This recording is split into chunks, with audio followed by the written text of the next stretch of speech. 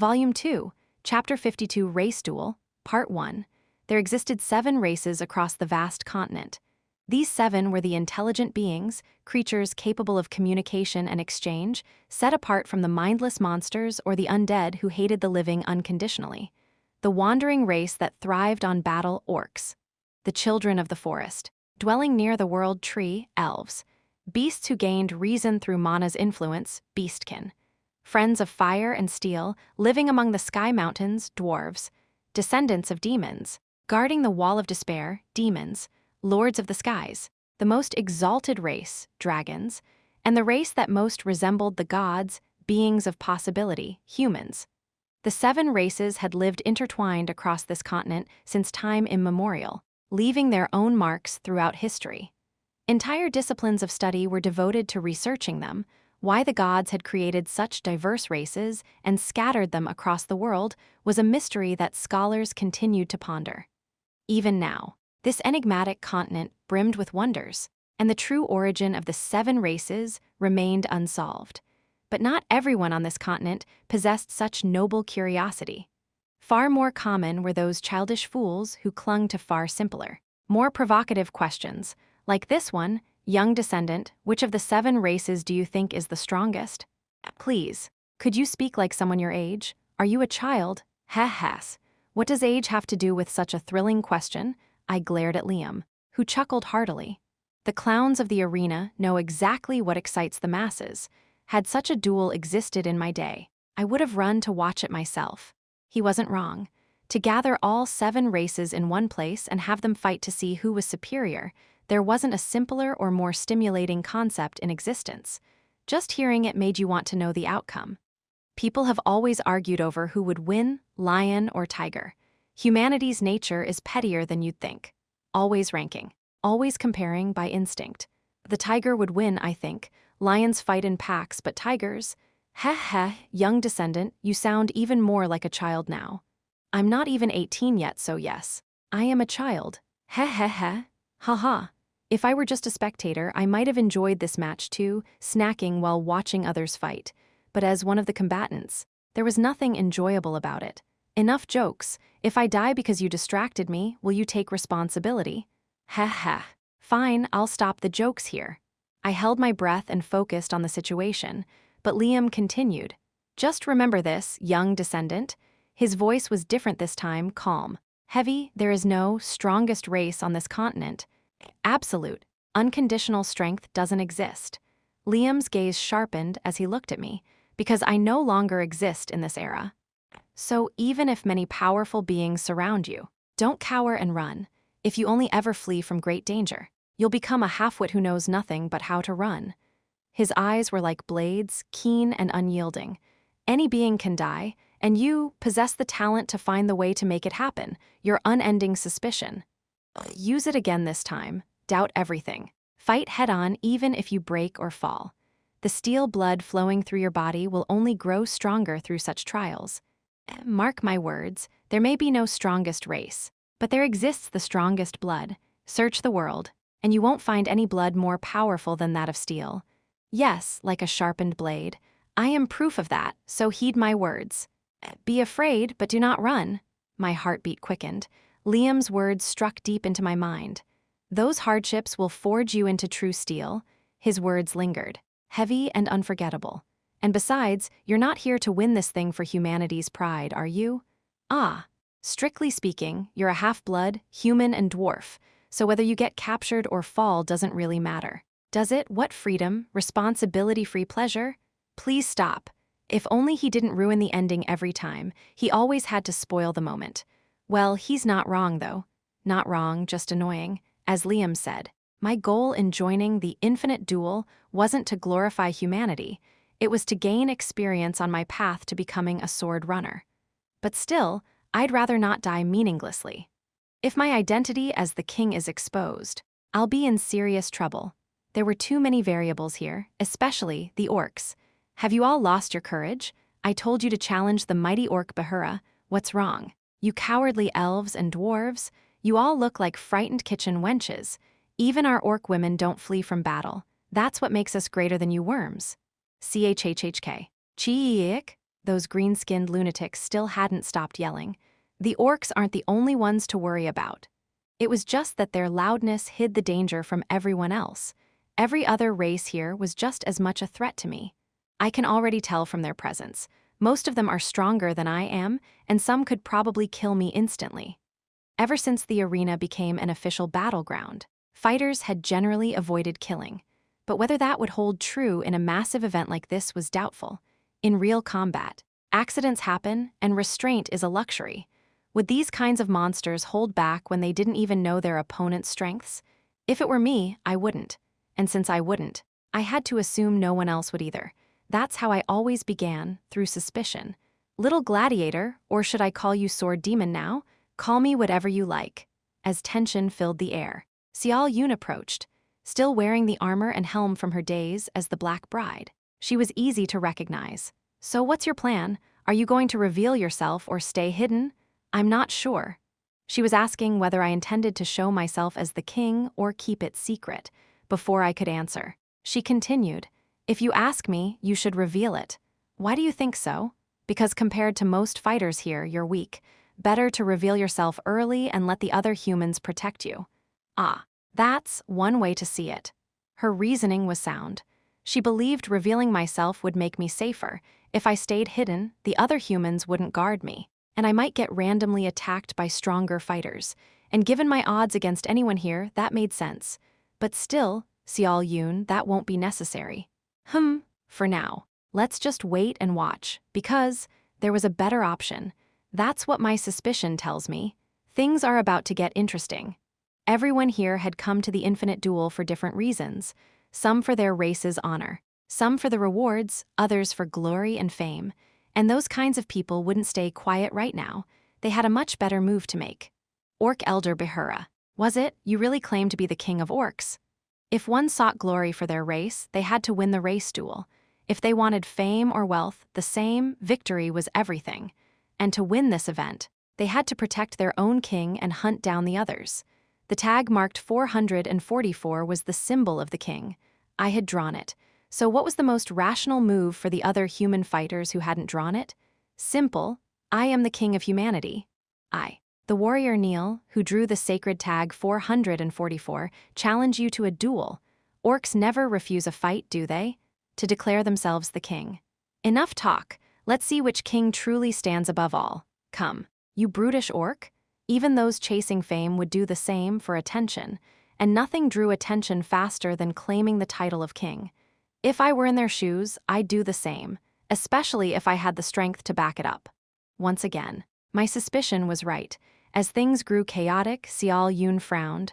What the hell? Why is that guy pretending to be? Because it's the most logical move for him. I could predict this flow easily. Also, the first orc who made that scene, Elder Bahura, probably isn't the real king either. His behavior felt exaggerated. There had been something off about his words and movements, a subtle discord. A real orc wouldn't act that theatrical.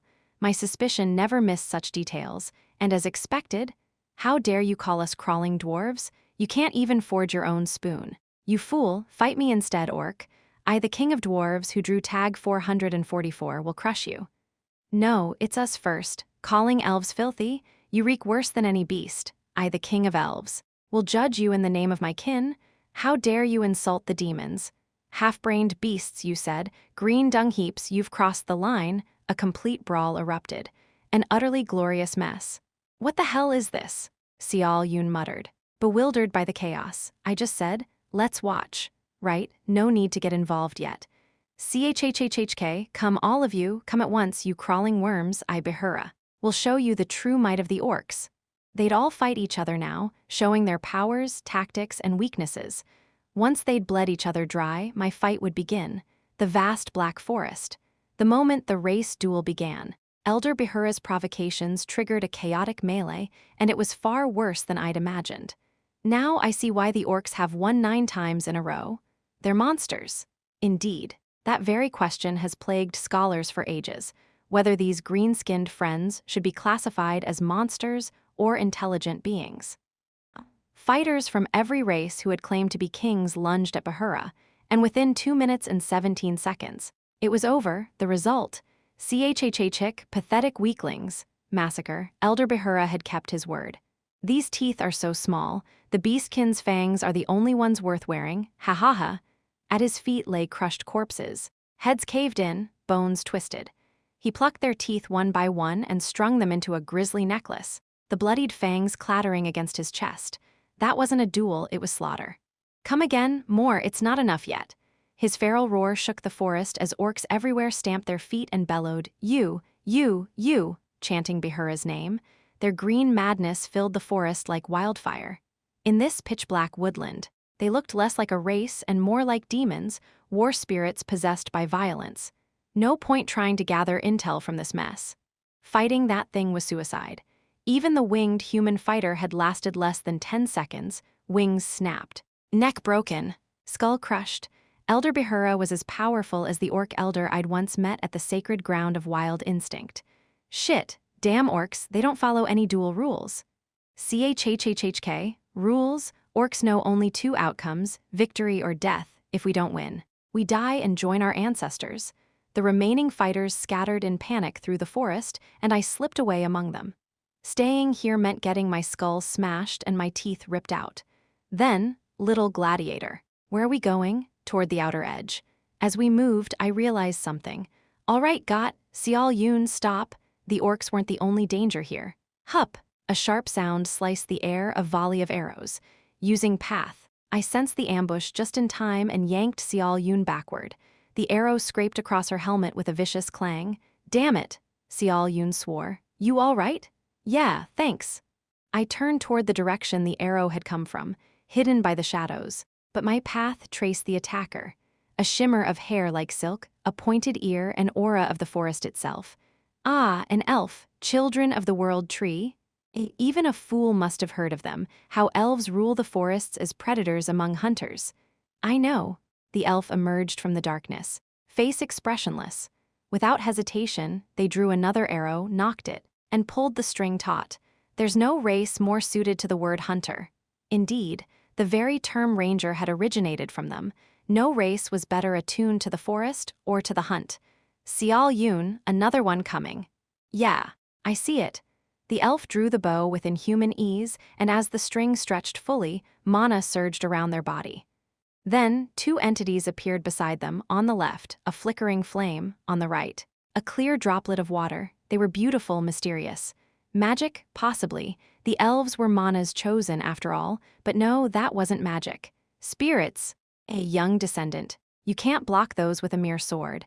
The arrows will become flame or water, piercing steel to strike your flesh. Then what do? Wield mystery with mystery.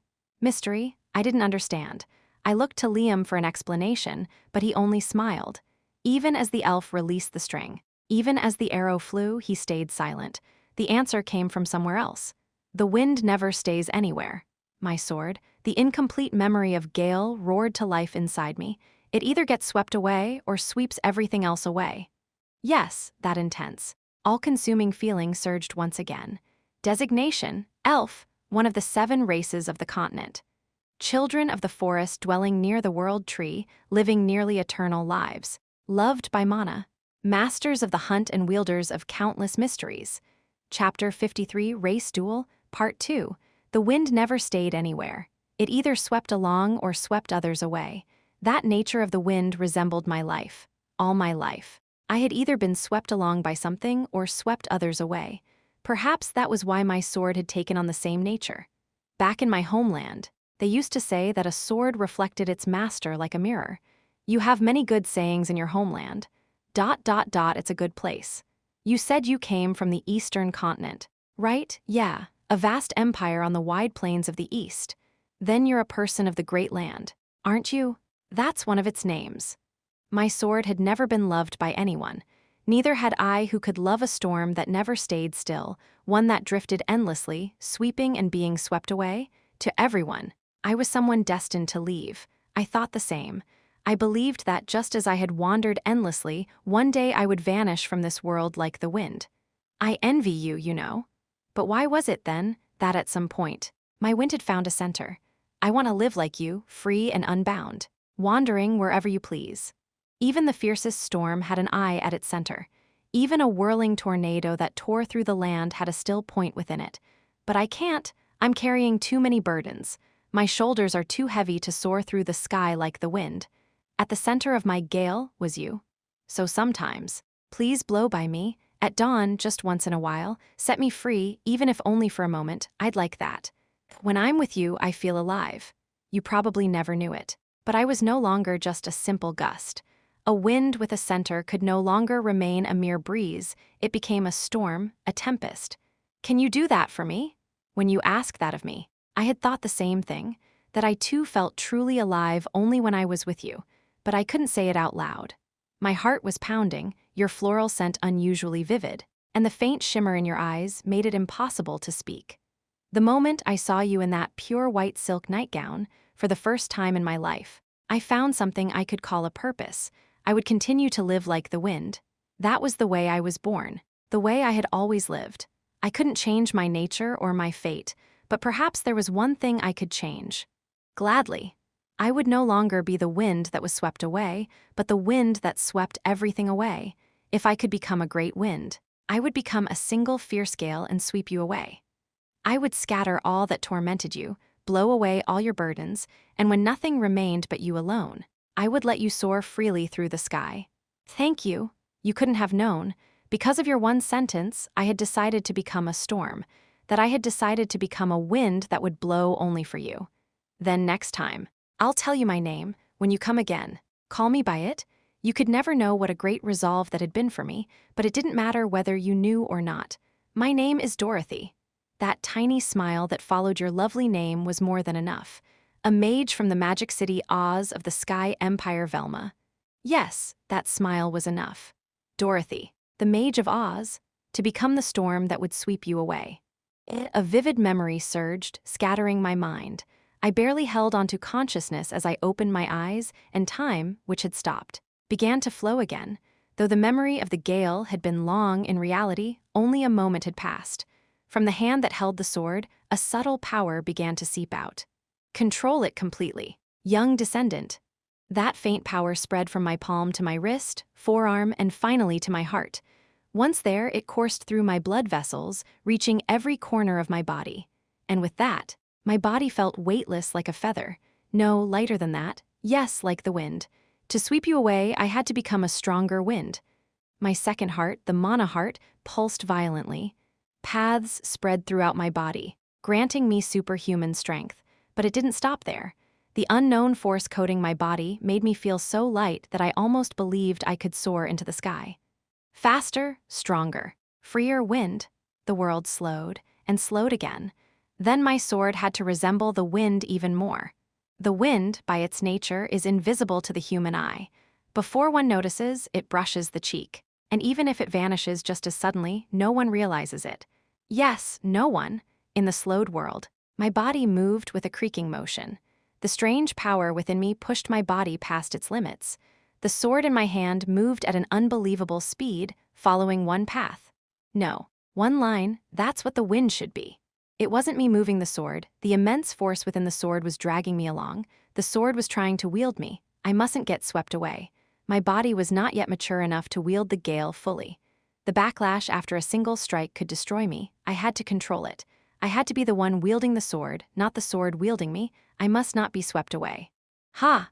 I tensed every muscle in my body. The pressure I exerted became the pressure of my mana heart. That power became a leash that kept the unknown force within me from running wild.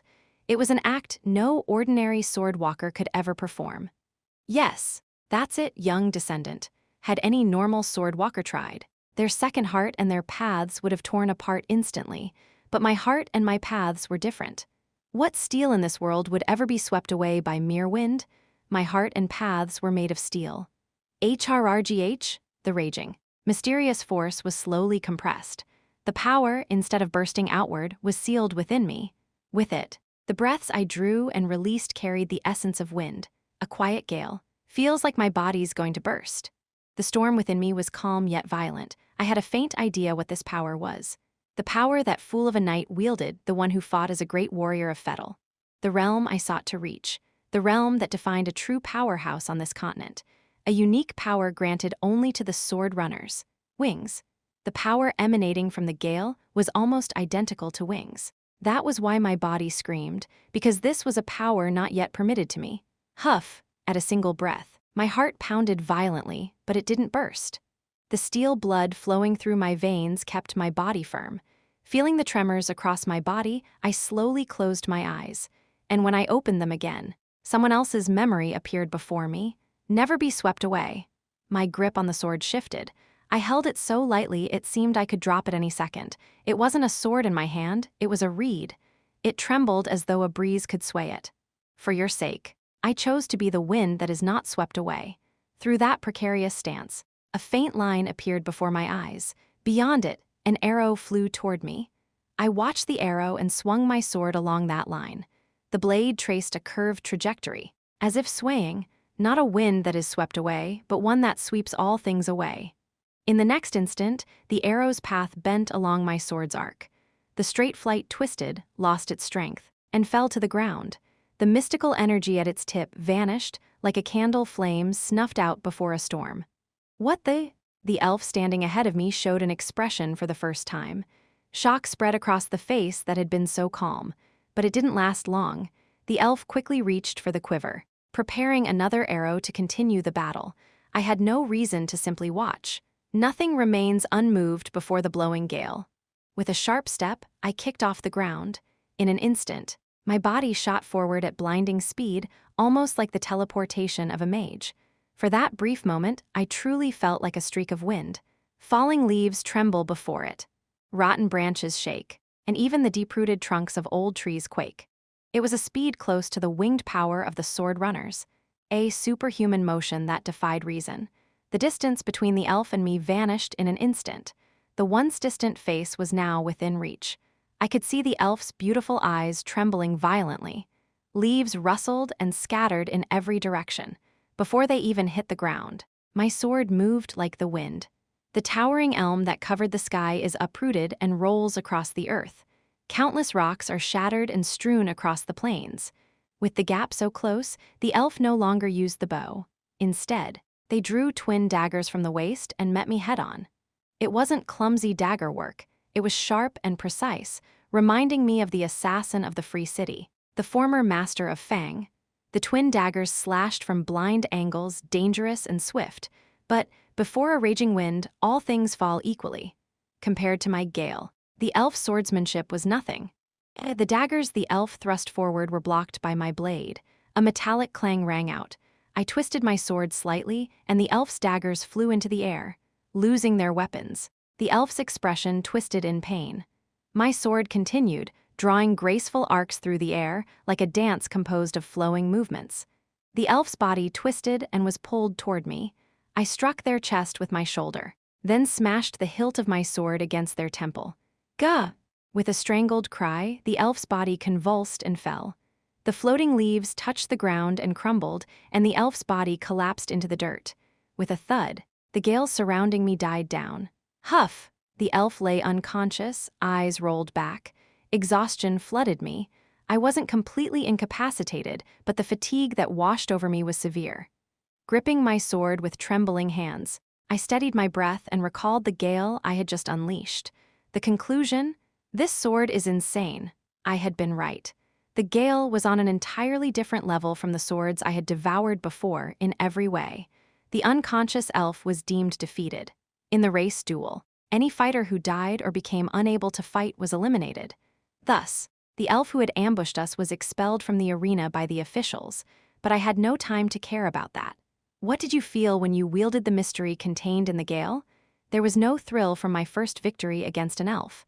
That didn't matter compared to the deeper question, the curiosity about the sword I had just swung. For a moment, I felt like a sword runner. Not quite right, but close. The remnants of the gale still lingered in my body. Its sensation was stronger than any blade I had ever devoured, truly overwhelming. The power within the gale resembles the wings of a sword runner, but it is fundamentally different. It's probably still too difficult for you to grasp. After all, you're just a mere sword walker. But even someone as lacking as you must have realized it, the enormous gap between the swords of a sword walker and a sword runner. Liam's words were right. even with only a fragment of its power drawn out. The presence of the gale was so overwhelming that it erased every other blade I had ever consumed. As always, the true nature of the gale is something you must grasp on your own. If I were to tell you, it would mean nothing. Yes, but I can at least give you some motivation. Liam smiled faintly. Those who reach the realm of sword runners gain mysteries of their own, not just superhuman power, but magic-like abilities, just like the gale you wielded earlier. And you, who inherited the steel blood, can devour not only the memories within the swords you eat, but even the forgotten mysteries they contain. At that, I finally understood something Liam had once said. Remember, our steel blood reveals its true power only when wings sprout. Yes, the true greatness of the caravan family began only now. I promise you this, once your wings grow, you will have a sword unlike any you've ever known. The gale that had thrilled me so deeply was only the first ingredient. You still have a long way to go, though. For now, you must focus on digesting the gale raging within you. A sword that let me move with speed close to a sword runner's, erase the enchanted arrows of elves with a single swing, and bring down foes without even touching them. Again, be careful not to get swept away. First, no steel in this world ever gets blown away by mere wind. I had to make this sword completely mine. Thankfully, now the night's truly fallen without even a glimmer of light. We should find a safe place to rest. Don't you think? No, we mustn't sleep, ever. There were still far too many trials left to fuel my growth. If we sleep, the nobles of the night will come. The nobles of the night? You mean demons? Yes, the race duel wasn't over. When the moon and stars rise, meeting them means it's all over. Not the end, only the beginning.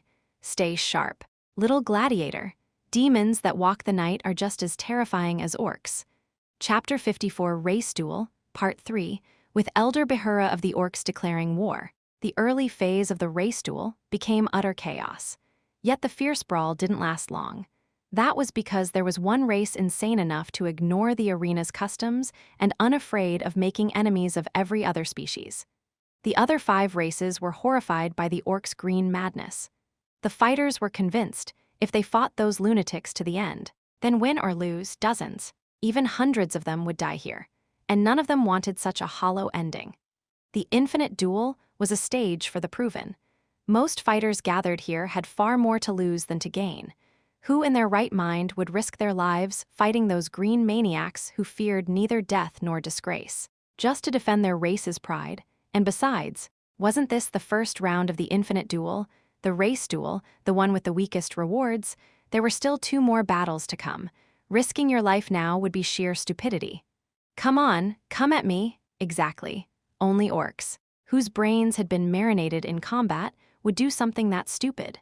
The deafening roar of an orc echoed through the forest, and the fighters of the other 5 races scattered in panic toward the outer edges of the Black Forest. Thus, the layout within the duel ground was quickly decided. The orcs claimed the forest center, while the remaining 5 races divided the outer regions among themselves. Almost as if by mutual agreement, the 5 races fought only each other and never dared to approach the orcs entrenched in the center. The reason was simple. Lose to another race, and you merely suffer a bruised ego before being eliminated. Lose to an orc, and you die, literally.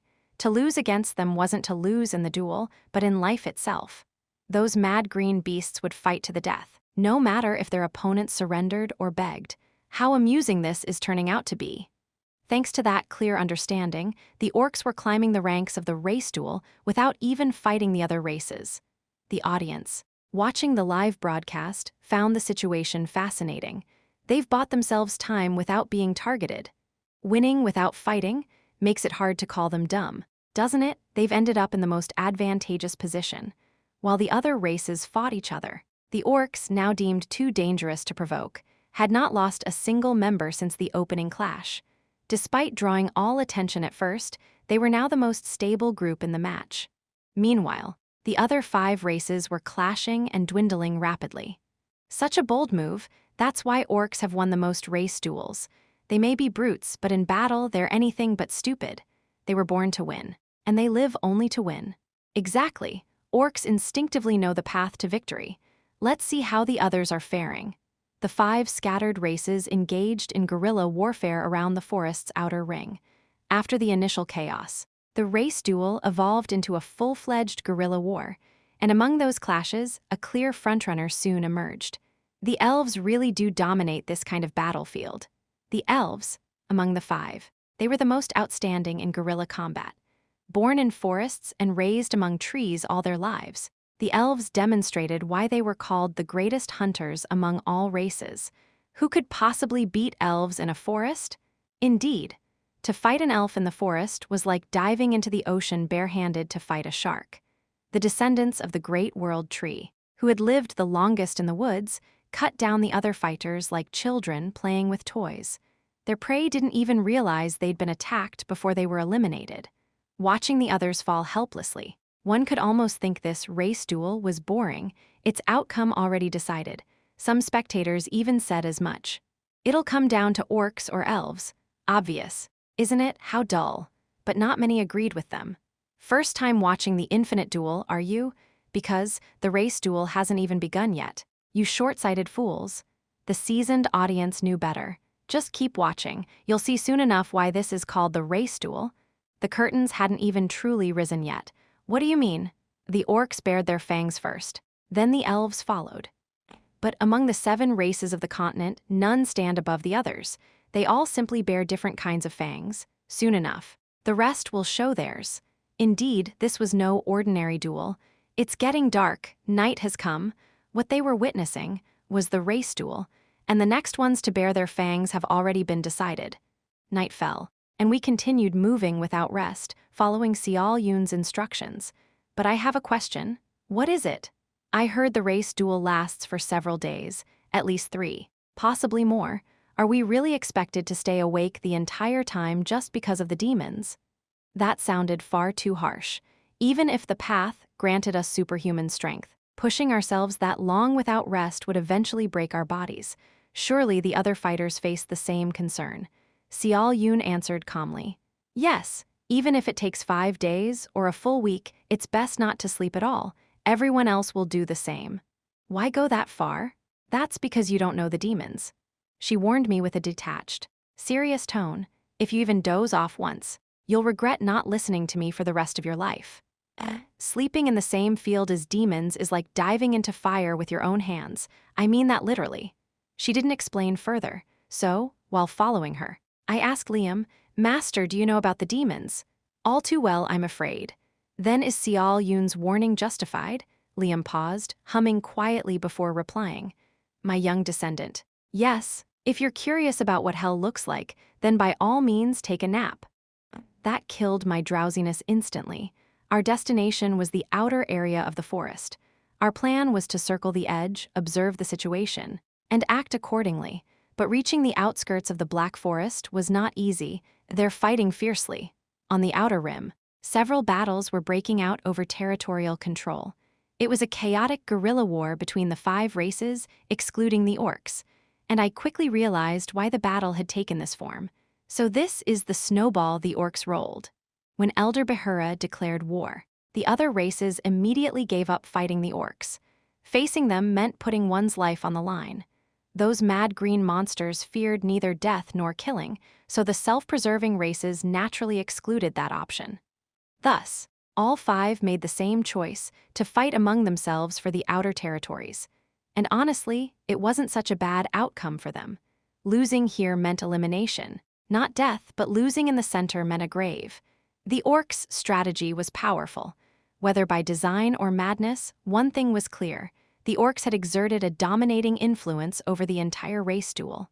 Now, all they had to do was stay put in the center to maintain their lead. Even though victory was technically determined by defeating the enemy king in a group battle, numbers equaled strength. And so, despite their reckless start, the orcs had become the most stable force among the 6 races. The elves are dominating the guerrilla fights.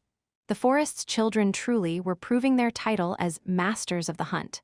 Watching them in action made me realize the elf I'd defeated earlier had been just a weakling, a mere novice. If a real elf had ambushed us, Xiao Yun and I would have woken up in the recovery room. A chill ran down my spine when Xiao Yun spoke. Draw your sword, little gladiator. Yes, From here on, hiding won't work. Following her words, I spread the path in all directions. Countless presences flickered into my perception, and hostility immediately followed. There's no way around it, we break through. I agree, little gladiator. I'm listening. Xiao Yun tightened her grip on her sword. If it gets too dangerous, reveal yourself as the king, then other human fighters will rush to help. You'll get immediate backup. If you won't say it, I will. You're not allowed to die on a whim. I intend to see this through with you. If anyone else had said that, it might have sounded romantic, but Xiao Yun's expression didn't even twitch. She said it with pure seriousness. I'll survive. Then came the rush of killing intent, sharp as 1,000 needles, and I swore not to be swept away by anything. The memory of Gale surged within me. What does it take not to be swayed? After much thought, I found my answer. The voice of the sword rumbled through my head. One must not be bound by anything. No leash can hold the wind. No prison can contain it. I chose to become a purer wind. Then, all the hostile presences faded. The battle's noise, the shouts, the clashing steel, the stench of blood evaporated. I slowly closed my eyes. It felt as if the whole world had vanished, leaving only me. The wind must be free. The voice of Gale roared like thunder. Wind brushed against my skin, drawing invisible lines in my mind. Not the paths a sword walker perceives, but the paths of the wind itself, the inevitable currents formed where all flows collided. Feeling that, I swung my sword. My blade did not aim at any foe. It sliced gracefully through the air, like a sword dance tracing curves of wind. Then I opened my eyes. Countless fighters stood frozen before me, their weapons tangled together in midair. At the center of that entanglement was my sword. I twisted the blade slightly. A gust erupted, sending their weapons flying with a shriek of steel, as if a storm had blown through. Another strange trick. Xiao Yun watched Arhan's Gale and couldn't help but be impressed. From the moment he gripped his sword, he became a different man. For that brief instant, he was a wandering Ronin with a straw hat, and his blade, its movement was so refined, even Xiao Yun struggled to understand it, but she couldn't afford to be mesmerized. Phew! She too had to survive. Clutching her sword, she faced the charging fighters. Her style was different, a graceful blade imbued with Eastern elegance. As she swung, a perfect Teiji symbol traced through the air. Following that arc, the enemy's strikes deflected harmlessly. In the same instant, Xiao Yun's eyes caught the glimmer of openings, tiny dots of weakness that her sword's path connected to in her mind. Her blade shot forward like lightning, piercing their vital points. What the? It was a fusion of her Eastern swordsmanship and Arhan's needle, a flawless defense followed by a lightning-fast thrust, simple yet genius. Phew! Unless one was at least a sword runner, they stood no chance against her in a duel of blades. Her talent was so radiant that even Liam acknowledged it, and her swordsmanship far surpassed Arhan's in refinement. But fire, this was the race duel. Detonate. All of them, not every race wielded swords. Each had forged its own means of survival, some of them rather dishonorable. For example, no need to kill them ourselves. It's night now. A toxic dust scattered into the air, seeping into lungs and inducing severe drowsiness. In short, a sleep powder attack. You bastards! You damned dwarves! Cover your noses, even a whiff of it and you're done. It was the dwarves' favorite tactic. A dirty but effective weapon refined over ages in the Sky Mountains, crafted by the hands of the finest artisans among the 7 races. You fight like cowards. Appreciate the compliment. Fools, to the dwarves, being called dishonorable was just high praise. Soon, the pale dust spread like mist across the battlefield, and several fighters began to drool and nod off where they stood. Damn it! Seeing that, Xiao Yun quickly withdrew, covering her mouth and nose. The next moment, a horrific scream split the air. A sound too vile to be human, a grotesque shriek that stirred revulsion deep in the soul. At once, Xiao Yun knew, the demons, the nobles of the night had arrived, and with their arrival, no normal battle could continue. Frowning, Xiao Yun looked around at the dust-filled battlefield. Where's the little gladiator? Had Arhan managed to react to this sudden chaos? Hard to say. When he fought, he became lost in the sword, utterly consumed.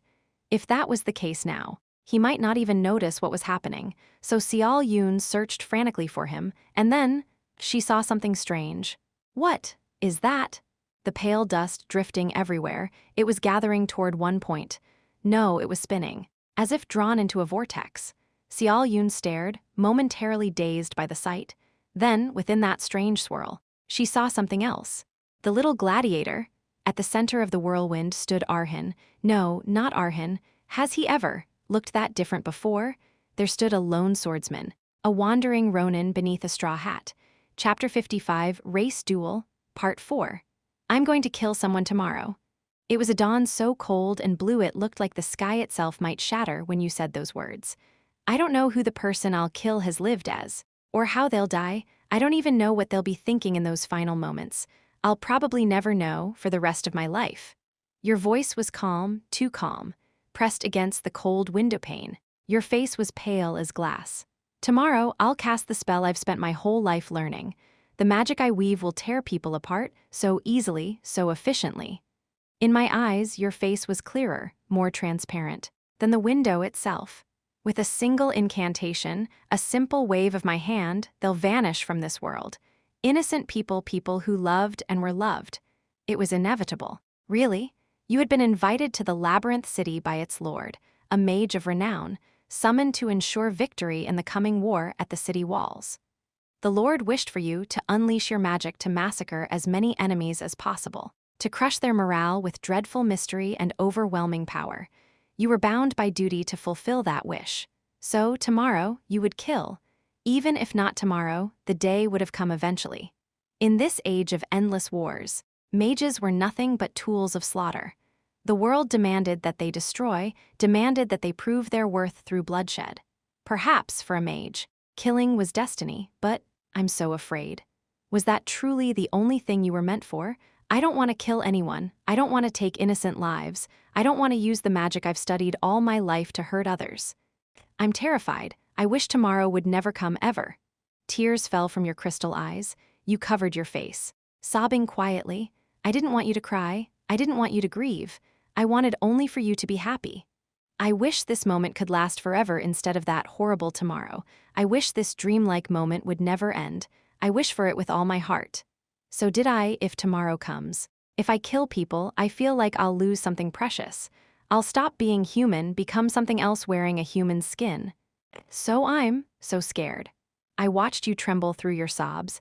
Then, for the first time since we met, I reached out to you, wiping your tears with my rough, calloused fingers, gently brushing your cold cheek.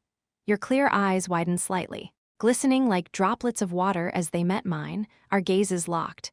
Don't be afraid. When I felt your breath against my lips, I knew nothing will happen, that there was nothing I wouldn't do for you. When you open your eyes tomorrow morning, nothing will have changed. Absolutely nothing. So sleep, and stay just as you are now. Nothing will change, everything will be as it was. You nodded. Dazed, that dawn was bluer than any other. The window pane in your room gleamed blue. The walls surrounding the labyrinth city glowed with a blue hue, and the sword in my hand reflected that same blue light of dawn. You need only remain yourself. That day, I faced the army that descended upon the labyrinth city, alone, sword in hand. I did not fight as a sword runner with wings spread, nor as an outsider from the great land. That day, I was just a man, a gust of wind from a distant shore. In your words, I became a gale. The sword in my hand flickered faintly. In that moment, the weapon I held wasn't the dwarven steel blade Daisy had gifted me. It was an Eastern sword, once wielded by a nameless Ronin from a faraway age. My appearance, too, had changed. The garments on my body had turned to tattered cloth, and a worn straw hat rested atop my head. Before my eyes stretched not a forest of waving grass, but a sun-blasted desert. Beyond the curtain of dust lay the Legion, my inevitable foes. Out of the way, human fighter, killing intent surged from every direction. Blades and spells converged, trying to bind me, crush me, end me, but no attack in this world could ever hold the wind. Who can defy the wind that blows? I swung my sword as if dancing. The air around me rippled, and a storm rose. The attacks hurled at me scattered wildly, and I turned in place, spinning like a whirlwind. The gale followed my motion, battering my enemies. They staggered, fell. Before the wind, we are all but dust. I slid forward and thrust. My blade skimmed along an enemy's weapon, slipped inside their guard and spun again, breaking through the encirclement. For a fleeting moment, I was the wind. My blade drew elegant arcs, cutting through vital points as red blood scattered. Damn! The memory of Gale surged vividly, sharpening every sense. I could see the most natural, most free way to move. With one step, I could cross an impossible distance. With one swing, shatter dozens of blows. A fighter with wings unfurled charged at me. I did not dodge. Retreating now would mean losing my momentum. There was no such thing as wind that looked back. The wind moved only forward steadfastly. Who? My second heart throbbed like a drum. Strength of steel filled my body. Our blades met, and mine won. A deafening clang split the air. The enemy's weapon flew apart, and his eyes quivered in disbelief. A mere sword walker, how can your sword be this strong? I didn't stop. Lines appeared clearly before my eyes. I followed them and thrust. Wind roared, infused with steel's might, and the irresistible gale lifted my foes into the air. There is no paradise in flight. I shifted my stance. The wild instinct within me surged forth. Roaring, one sweeping strike drew a great arc and cut down several enemies at once. Blood sprayed, and in that instant, another blade sought my flank. My duel of honor was never for honor itself. The crude orcish technique turned into the smooth blade of a knight. With a seamless motion, I countered, slamming my foe into the dirt. Even I was astonished at the elegance of it. They call you sword demon, and rightly so. Indeed, to them, it must have looked inhuman. Phew! I caught my breath, and the mana heart filled me anew. Lines within my body glowed brighter, muscles burning like heated iron. The air tensed, and then detonate. All of them, something changed. No need to finish them, it's night now. A cloud of pale dust exploded into the air like fog. My sharpened senses rang with alarm. Danger, a warning to move now. Poison? The fighters nearest the cloud went glassy-eyed. Not in agony, but drifting. Drowsy, lulled as if into gentle sleep. Some began to doze standing up. Sleep, drowsiness. The words flashed in my mind, and Sial Yun's warning echoed. Sleeping where demons roam is no different from leaping into fire. Demons, the moment I recalled the word. A voice shouted from afar, no need to kill them, it's night now. Then I understood. This battlefield now belonged to the demons, but I have no idea what's coming. I didn't know what happened when one slept before them. I didn't know what they became under the moon and stars. But one thing I did know, it was dangerous. Sounds like a butcher's blade cutting livestock. Horrid screams rose everywhere. It was the sound of life being flayed, mingled with the laughter of things out of nightmares. Every hair on my body stood. Retreat! The fighters, terrified beyond reason, scattered, but I faced the oncoming fog with my sword ready. Retreat wasn't my only option. Not to be swept away, to become the wind, but to sweep all away. My sword traced a circle. The air spun, gathering the drifting powder into a single vortex. I didn't know the exact mechanism, but I'd seen how deadly it could be near demons, so I would use it myself. Sial Yun, I'll make a path for us. This would carve out a new path. I didn't need to fight directly. That dust, that sleep was what summoned the demons. And anyone who feared them would flee from where I moved, as they'd fled from the orcs before. But there was something I'd overlooked. I didn't know enough about the demons. In truth, I was ignorant. No, little gladiator. Sial Yun's voice thundered from behind me. The demons are already here, if you go that way. Yul, before she could finish, she dashed toward me. Her voice echoed, but I couldn't make out the words. And before I could even think, darkness swallowed us whole. Complete blackness, no light, no sound. The absolute silence and shadow struck raw terror into my bones. Then, do you know the creation myths of this continent? A deep male voice reverberated from every direction. Curiously, the words of devils are the most logical of all. They speak more convincingly and more truthfully than the naive, irresponsible angels ever could. Each time he spoke, it felt as if invisible hands tightened around my throat. Breathing became impossible, my senses drowned as if submerged underwater. And then, laughter, light, carefree laughter echoed all around. Cheerful, delighted, utterly mad, a laugh that didn't belong in this world. A lovely night, isn't it, little human boy? A spark flared in the dark. Firelight bloomed, pushing the blackness back, revealing a man. Slicked back hair, immaculate black suit, elegance dripping from every motion. From the instant I saw him, one word circled in my mind: noble. Nothing else fit. A demon, a noble of the night stood before me. I invite you to an endless night of delight." His voice was a whisper by my ear, smooth and enticing. Standing before him, I felt like an insect, helpless, unworthy of defiance. But then, oh, as despair gnawed at me, heat flared in my chest like a spark in the dark. "You possess something fascinating." That heat spread through my body. Wildfire under my skin. My fogged mind cleared, clarity returned, cutting through the dark. "That is not something a human should have." As if I were waking from a dream. The heat from my chest surged upward, setting my head ablaze. From the crown down to my eyes and nose, everything burned bright. This unfamiliar heat was, somehow familiar. I'd felt it once before. Steel air. "With your immature sword you cannot yet cut the mystical." Yes, the orc elder of the sacred ground, the great shaman, Shurdik. "When darkness beyond your strength falls upon you, this shall aid you." That warmth, the moment he patted my head and spoke those words. This is the gift of Shurdik, the orc shaman, to the heir of the great warrior. Now, that gift blazed and devoured the darkness. Pooh hell. Under the black night sky atop a high mountain, the orc shaman Shurdik let out a deep, guttural laugh, reading the flow of the stars. He understood what had befallen his distant, human friend. The steel-blooded heir he thought he'd never see again was now facing his trial. Yes, that immature sword still cannot cut the mystical. Pooh hell. So now, entrust yourself to my little aid. Sitting in the sacred ground, Shurdik cackled crudely. The gift of Shurdik, shaman of the orcs, finally shines. Pooh, seems I'm not so old after all. Fate flows just as I foresaw.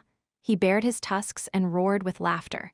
A giver's joy lies in seeing their gift well used, and Shurdik was proud indeed that his blessing had awakened. A gift beyond compare, even against the 5 guardian stones.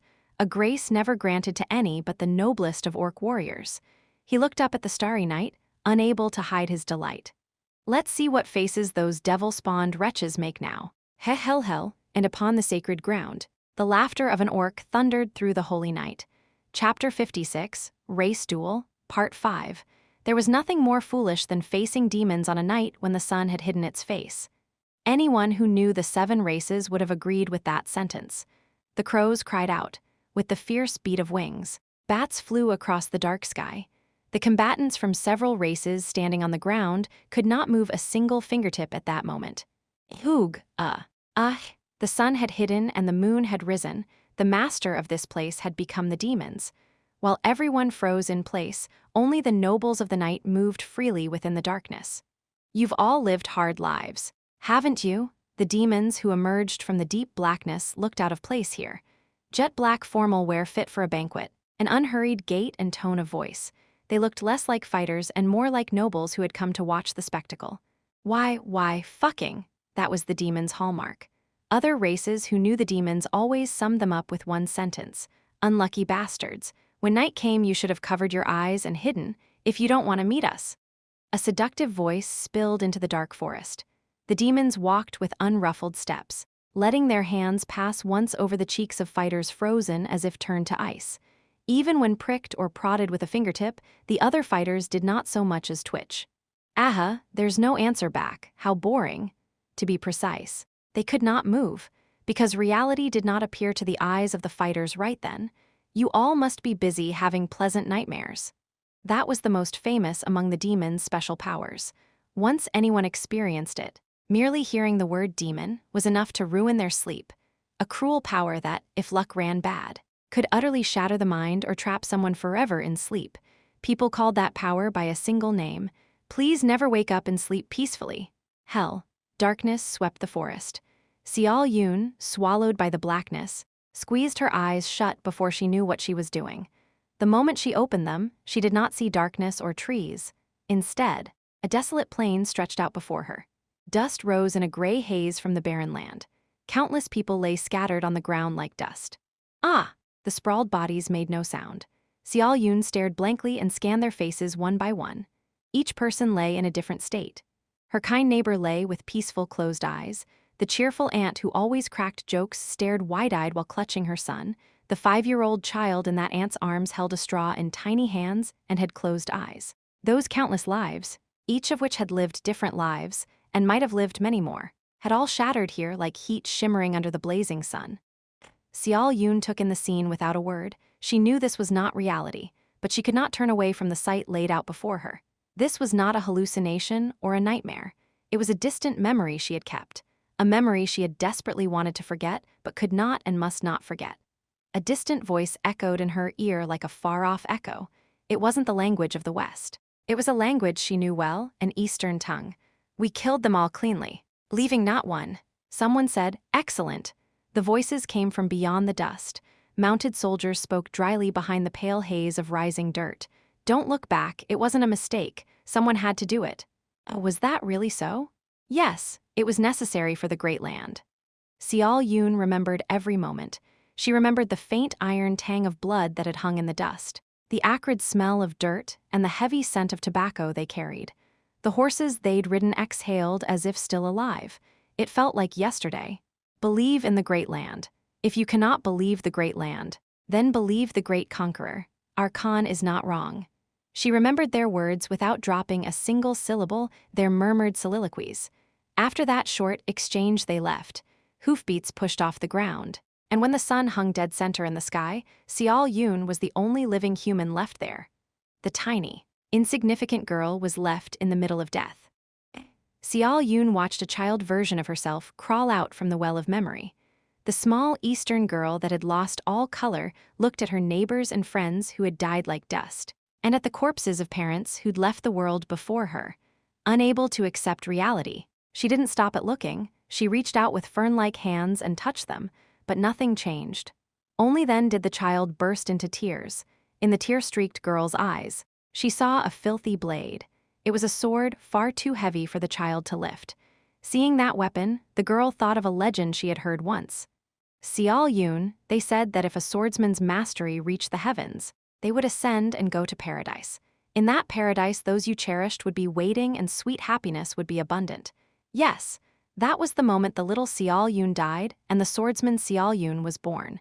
It was the memory of the turning point that had overturned her life. Unlucky demons. Xiao Yun whispered in hatred as she faced her distant old memory. The scene before her swam and wavered, as if rewindable. The sprawled people rose and life returned. In the rewound world, her loved ones smiled brightly, and then a long, sharp lance flew with the sound of hoofbeats. Crimson blood spurted across the peaceful everyday. Stop! A person fell with a scream that tore ears. Arrows, spears, and swords rained down on those desperately fleeing. People's bodies crumbled far too easily. The whole process unfolded vividly before Xiao Yun's eyes. Even when she closed them, it played on inside her head.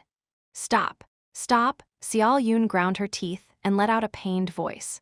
She knew this was the power the demons were wielding. An art that invaded a living being's mind, replayed its worst memories as endless nightmares, and destroyed the psyche. A deceptively simple mental attack, but it was lethal to most living beings. Stop! Xiao Yun was a prodigy swordsman, but before this hell she was reduced to a mere blade-bearer. She could not cut away the nightmare in front of her, nor dispel the boundless darkness. There was nothing she could do but face the repeating nightmare. Powerless, painfully so, screams poured into Xiao Yun's ears without end. And then, I hated the fact of breathing the same air as that bastard. A familiar voice rang from somewhere. How are we still celebrating that devil? How can that man be praised and live on? Why is this world going so wrongly? The hell that spread before Xiao Yun began to tremble. No matter how I thought about it, I couldn't accept it. There were simply too many things I couldn't accept. So my conclusion was clear. Xiao Yun slowly opened her eyes. She knew the owner of those voices. Only a swordmaster can kill another swordmaster. So I decided to become a swordmaster. The little gladiator, Arhin, it was very foolish to oppose demons at night. From the moment the moon rose, the demons' physical power and their ability to manipulate mana rose astonishingly. At the same time, their true strengths, dormant by day, awakened. One of those powers was hell. Shamans communicated with the spirit world. Elves communicated with elementals of the elemental world. Many races and classes drew power by communicating with various worlds rather than the middle realm. Among them, the demons were special. They could communicate with hell, but only under the condition called night. Hell was, in a sense, a world. It was an inner world that contained living beings' most painful memories, sins they had committed, regrets, and fears. Because it was an inner world, Any sentient creature held its own hell deep in its heart. The demons could touch that world. They could force sleeping ones to endlessly replay their worst memory as a nightmare, make them repeatedly live their most regretted moments, or materialize a greatest fear to poison the mind. A demon's battle began and ended in ruling hell, and only demons possessed the power to command that hell. Thus, when night was black, demons reigned as beings everyone loathed. Unless demon blood flowed, there was no way to resist the hell they cast. Of course, some resisted even if they could not fully oppose it. Priests who entrusted their souls to gods and received sacred protection, shamans who split their souls and dispersed them into the spirit world to be free of mental interference, and noble sky witches who had thrown off painful memories and regrets. How quaint! But to Harthias, the red count among the demons, the human before him did not belong to any of those categories. The human had no spiritual ability, no demon bloodline, and no sacred power. The human was a pure swordsman, and for a swordsman to resist hell with only pure personal strength, armor was needed, a sturdy armor that could stop anything. The next stage after radiant wings, the invincible armor that only sword experts could possess. What is that? But the youth before him was a pure human, only a sword walker who hadn't even sprouted wings, yet he was driving the darkness back. Harthias could not make sense of the situation. What on earth are you harboring there? Harthias watched the human. The hell he drew from the youth's sight vanished before it manifested to the world. Instead, another inner world replaced the darkness. In place of the jet, black came a barren land without a blade of grass. A terrible silence reigned, and on the still ground a conspicuous hill rose. A house stood on that hill where it didn't belong, in the yard. Boy sat with no expression. That's not a talent a human ought to have.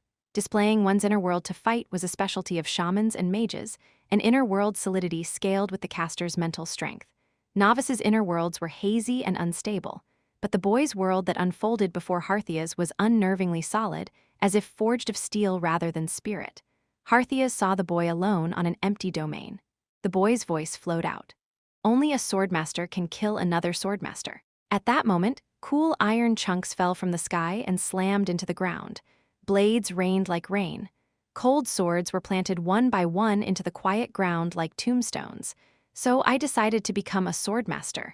The boy's face aged into a youth. Behind the now youth stood the transparent spirit of an old man, a lion-like elder. That old man fixed his gaze sharply on Harthias. The old man's voice rumbled like a beast. You do not have the right to step into the land of swords. The instant those words ended, Harthias felt a violent pain, a strange, terrible sensation as if his whole body were cut by blades. Harthias laughed without meaning to. I have truly found an interesting human. He didn't lose his smile even under the torment of being slashed all over. He did not avert his eyes from the human before him. Madness filled Harthias's pupils. I will come back before this night ends. I promise. With that, the darkness that had surged dispersed, without a trace. I remembered you. The darkness that had veiled their sight had vanished. The oppressive pressure that tightened their bodies was gone. When I opened my eyes, I was back in the jet-black forest. Around me, I saw fighters with dazed faces. There was no way to know what had happened. A demon had appeared, and before it finished whatever it intended, the gift the orc elder had given me shone. The demon muttered that it would remember me, that it would come back, then vanished. Everything had happened in an instant. One thing was certain, time had been bought, so it would be foolish to waste this moment standing around bewildered. Sial Yoon? Snap out of it and move. I grabbed Sial Yoon's hand tight and pulled her. With everyone's minds shut down, it was an opportunity. As the race duel was breaking into a brawl, just getting into the right position could gain a lot. We had to move quickly. That orc fellow gave you a useful present. I don't much like it, though. I ran holding Sial Yoon's hand. Well, still, for the sake of a worthless descendant, I could do a few bothersome things as a forebear ought to. Will you please stop muttering? It's distracting. Oh ho, what manner of speech is that? I just did you some trouble. Didn't ask. Explain later. Later? Ha, polite for whose descendant you are. The situation was urgent, so I couldn't indulge Liam Caravan's chatter. With everything already chaotic, the constant droning of my master's voice grated on my nerves. Whether he had agreed to listen or sulked, Liam shut his mouth. And then, While running, the ground dropped away beneath us. Damn it, a trap, and got you. Human scum, the race best at making things among the 7 races. This is how we dwarves of the Sky Mountains fight. Wahahaha, we had fallen into a trap made by the dwarves. I detest fighting idiots head-on. Ughahaha. An unpleasant laugh poured from outside the trap. I had fallen into a dizzying pit, and when I looked at my ankle, it was clearly twisted. I could not fight properly. Master, the time had come to use my trump card. Is there no way to talk the dwarves down? After all, aren't I a fine descendant of the dwarves? I desperately need your sage advice. Master, your guidance that always gives me the correct answer. This foolish descendant asks for ancestral wisdom. Please, are you sulking? Didn't I tell you to shut your noisy mouth because it was distracting? Hey, that's a bit extreme. Liam sulked with a huff. The old man's behavior only made anger rise, but there was nothing to be done. Kneel and say you were wrong. Call me grandfather and I'll help. I'm sorry. Grandfather? He was the great forebear of the caravan line, the most powerful swordmaster in their history and a respected ancestor. Kneeling was nothing. Once more, truly nothing bothered him. Hurry or I won't help. Truly, not a bit bothered at all, not one bit. Chapter 57, Race Duel, Part 6. The Sky Mountains. The highest peaks that touch the heavens themselves, the most mysterious place on the continent. A dream destination for every explorer. A land where all manner of mysteries gathered, where myths and legends were woven thick as mist. At the same time, it was one of the 5 forbidden regions of the continent, counted among the places you must never enter if you wish to live long. In that unique land, where the wonder and terror of nature coexisted, there lived a race that had endured since ancient times. They did not possess bodies strong enough to withstand nature's whims barehanded. They did not have keen instincts that could detect danger before it struck and flee in time, nor were they particularly blessed by nature's love or affinity with mana. And yet, they survived. No matter what trials came crashing down, they never descended from the mountains. No matter how cruel the environment became, they never abandoned their home. For centuries upon centuries, they endured.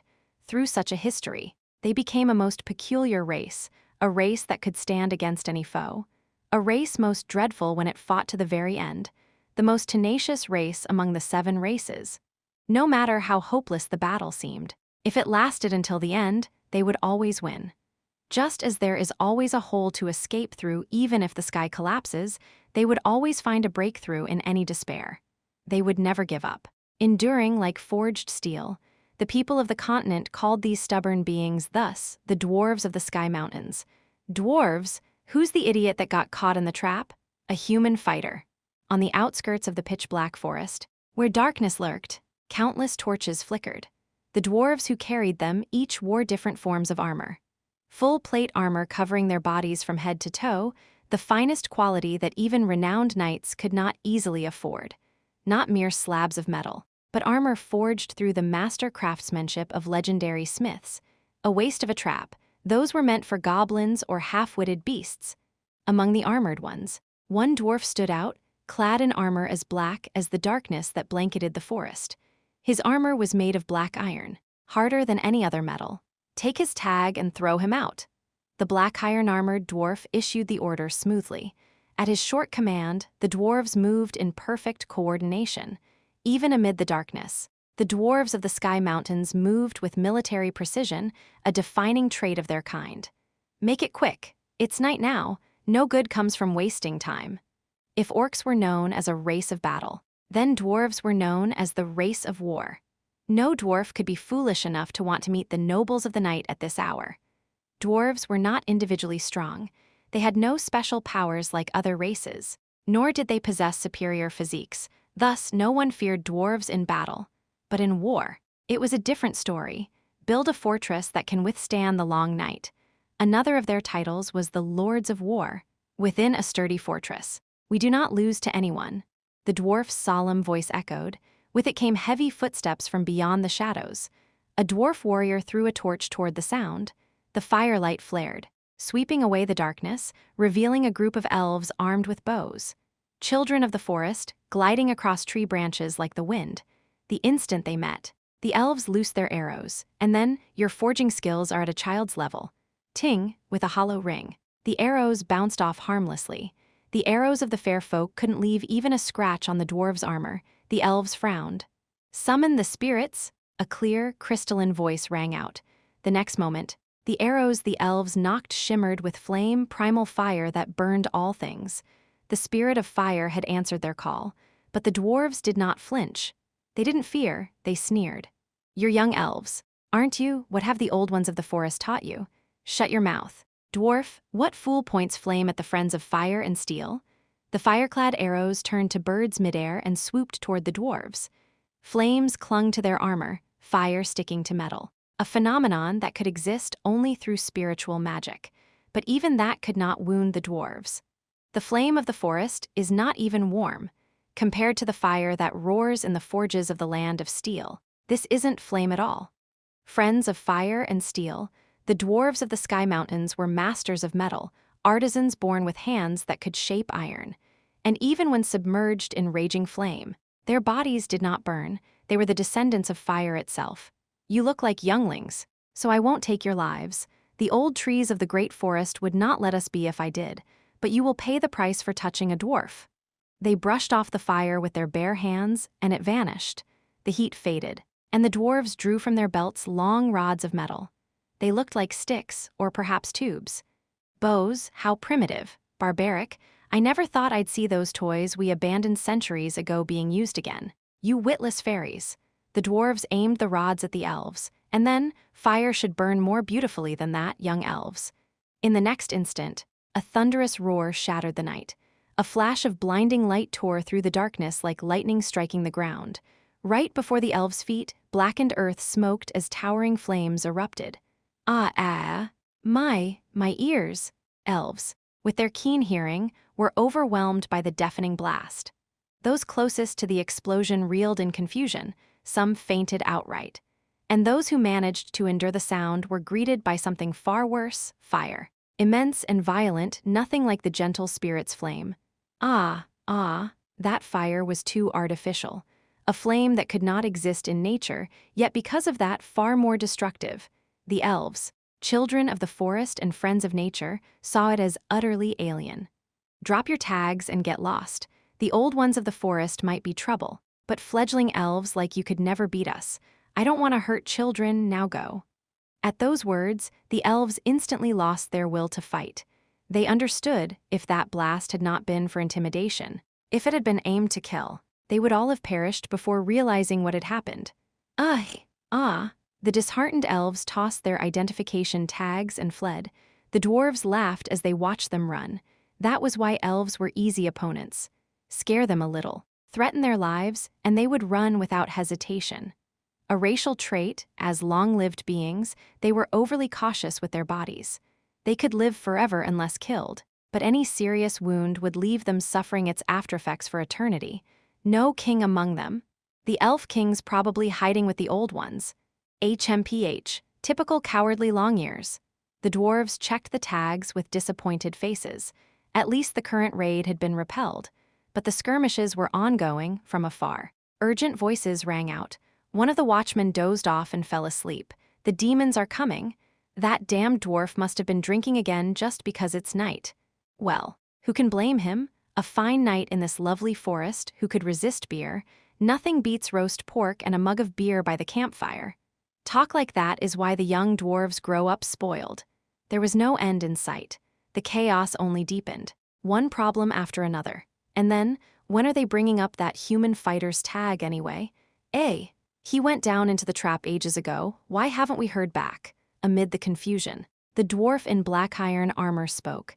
Did they stop to have a drink with him? If they had, they'd have reported it first. Something's off. If it's strange, we can check later.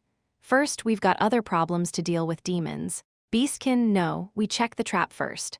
The dwarf's voice, muffled behind his black iron helmet, was firm. My instincts never fail. Let's go.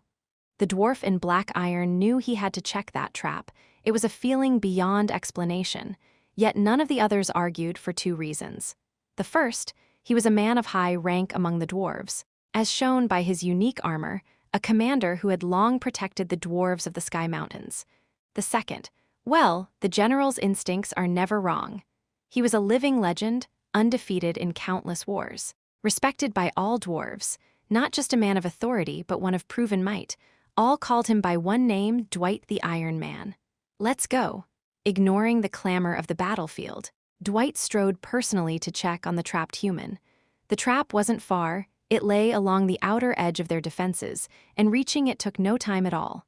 And then, upon arrival, Dwight knew his instincts were right once again. What in the world? Inside the deep pit meant to catch enemies stood a man and a woman, swords raised upward, but they were not alone. 4 dwarf fighters lay sprawled unconscious around them. 4. Fully subdued. I told them never to let their guard down. Dwight frowned and looked down at the 2 humans. Their eyes gleamed sharply. The young man raised his sword and swung it through the air, and somehow, the faint breeze began to rise, growing stronger, as if the wind itself answered every movement of his blade. "Success!" Liam Caravan spoke as he looked at the 4 collapsed dwarves. "Are we really supposed to do this? What if this just makes them hate us more?" "It's fine. You said you'd trust me. Didn't you? No backtalk." When I'd asked for help, Liam's answer had been simple. Even with my twisted ankle, he'd ordered us to strike the dwarves guarding the trap first. Thankfully, it wasn't difficult. Seeing us subdued, they had grown careless. When they descended into the narrow pit, Sial Yoon and I ambushed and took them down. "You insolent humans! We told you to surrender peacefully. Must you spill blood? We would have let you go unharmed if you just handed over your tags." The other dwarves shouted in fury. The more their voices rose, the more anxious I became. If this went wrong, I might lose an arm or leg, but Liam remained eerily calm. "Soon a big one will come to see what's happening. Until then, hold out. When a big one comes, how does that help? Oh, it changes everything." I tightened my grip on my sword and glared upward. To break this deadlock, we need more than greenhorn dwarves. We need one who knows, one who'll recognize what you carry the instant he sees it, and understand its meaning. I didn't quite understand what he meant, but I trusted him. I looked back at Sial Yoon. "Can you still fight?" "Plenty." Unlike me, with a broken ankle, Sial Yoon was mostly unharmed, just a slight twist. Her swordsmanship hadn't weakened in the least. Those 4 dwarves we dropped in seconds, mostly her doing, while I had been growing stronger. She hadn't been idle either. Her mysterious sword had cut through them like silk. Then, amid the tense standoff, Liam murmured, "You caught a big one, young descendant." "A big one? Quite the catch." At his words, a shadow moved above the pit, a black dwarf appeared. The dark hue came from the radiance of his armor itself. Black iron, from head to toe, encased in black iron helmet and plate. I knew instantly. Oh, hell, a monster. No matter what I did, I couldn't touch a hair on his head. My instincts screamed nonstop, "Don't fight him. Run," but my master said the opposite. "Swing your sword. Young descendant." "What?" "Show him your sword, all of it, that's your way out." "If I do that, won't that crazy dwarf attack me?" "He won't." "How can you be sure?" Liam answered, voice firm. "Because there's no way that dwarf wouldn't recognize what's contained in your sword." No further explanation, but I didn't doubt him anymore. When it came to the sword, my master never lied. When it came to the sword, he was always right. Ha! I didn't avert my eyes. Instead, I awakened Gale. My life was like a wisp of wind, and so too was my sword. And then, the dwarf standing above the pit didn't move. He didn't speak, didn't step, didn't flinch. He simply stared down at me. Whether Gale howled or not, he stood firm. How long we remained like that, I didn't know. Impossible. A strange voice murmured right beside my ear. It felt as if someone whispered directly next to me, and it wasn't a delusion. When I turned my head, the dwarf was there. I hadn't even sensed his approach. Did I see wrong? No, it's too clear. I feel it unmistakably. It can't be. I heard it was all gone. Broken, shattered, wiped from history, but, through the slit of his black iron helmet, I saw his eyes.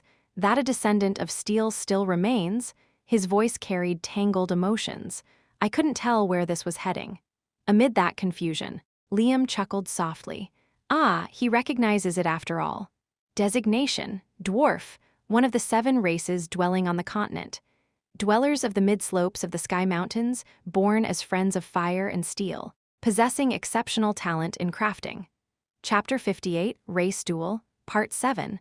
Among the dwarves who made their home halfway up the Sky Mountains, an ancient legend had long been told. In a distant age, there lived a great dwarf in whose veins flowed the blood of steel. It was a tale even dwarven children knew by heart. The great dwarf was loved by iron itself, able to consume the spirit dwelling within metal and contain it within his body. In his age, no one dared to belittle us as dwarfs, and even the giants could not look down upon us. Most dwarves knew the tale, but most dismissed it as mere myth, a story passed from mouth to mouth. We must never forget that age of glory, and we must remember. Yet some dwarves did know the truth. When the Master of Steel returns, we will rise again, the shame of the heavens will end, and we shall no longer live in fear of the lords of the sky. It was not a fable. It was history, erased but real. Forget not the age of steel, O dwarves. For reasons unknown, the age of steel vanished from the continent's chronicles. The people forgot, all records were cut away as if by a blade. Yet the age of glory had indeed existed. And now, so you truly remain. Caravan, the dwarf clad in black iron armor, Dwight the Iron Man, was one of the few who knew the truth. Never thought I'd meet a descendant of steel again in my own lifetime. The moment Dwight recognized who stood before him, all his killing intent vanished. Instead, he straightened his posture and acted with utmost respect. He removed his helmet, and a full beard spilled out like a waterfall. Showing his face, Dwight extended his thick, forge-scarred hand. "It is an honor." He smiled, a man's smile earnest and proud. "From now on, I will serve you." The dwarf in black armor, Dwight, introduced himself and lifted us out of the pit. Once we stood on solid ground again, all eyes of the surrounding dwarves turned toward us. Confusion flashed in their gazes, and before long the confusion turned into words. "Why are you letting them out of the trap, without taking their tags?" Dwight's reply was simple. "I'll handle it." And shockingly, that was enough. The other dwarves didn't argue or ask questions.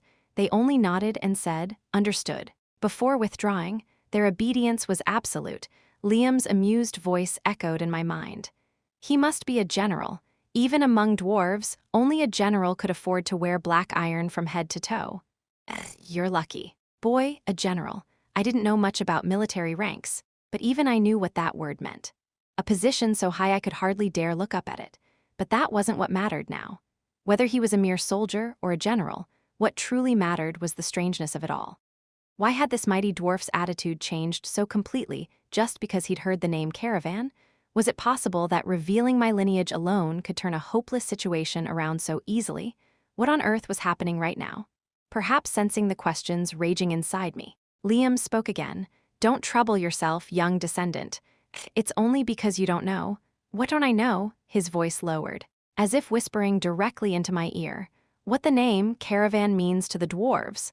That didn't exactly clear my doubts, but the situation was moving too fast to dwell on them. This should be far enough.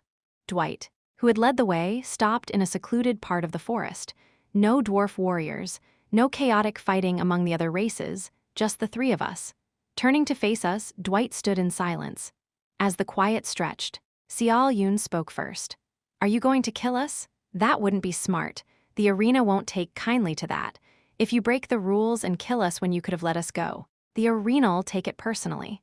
You know, a huge portion of Iron City's weapons are sold through the arena. If they decided to cut you off," she spoke seriously. "But PFF, this human girl says the funniest things. Kill the descendant of steel? Don't even joke about that." Dwight burst out laughing, wiping tears from his eyes. A dwarf killing a descendant of steel, now that's a nightmare. Why, if I did that, my soul would be dragged out of the afterlife by the swordsmen in the land of swords. I'd rather go to hell itself. "Ha ha ha, then why bring us all the way out here?" Xiao Yun asked blankly. Her question mirrored my own. "Why take the trouble to pull us out and bring us to this remote spot amidst an ongoing war?" Dwight soon answered. "I wanted to speak somewhere away from prying ears." "Speak about what?" "Oh, not with you, human girl. Please, keep quiet for a moment." He turned his head sharply and fixed his eyes on me. "Descendant of steel, for what purpose have you entered the race duel?" His gaze gleamed with interest. "Be honest. No need to lie. I intend to help you." "Help me?" "Our dwarves didn't join this duel to win. We're just filling the numbers and promoting our new weapons. There's no better stage than this one to showcase a new invention." "So speak freely. If what you seek is victory, I'll mobilize my own warriors to find the kings of other races for you. And I'll give you the dwarves' identification tag, number 444, myself.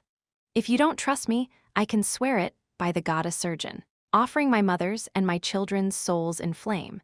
At the mention of the goddess's name, I realized he was completely serious. No one on the continent would dare swear falsely by their family's souls before the goddess of flame. And dwarves, who revered the goddess surgeon above all, never lied under her name, so Dwight was telling the truth. I thought for a while and then chose honesty. Truth must be answered with truth. I came seeking a trial. Dwight stroked his great beard. A trial, I see. The legend says the descendants of steel are like heated blades, the more they're hammered. The stronger they become, such is the nature of steel itself. That's right. Judging by your aura, you've only recently taken up the sword.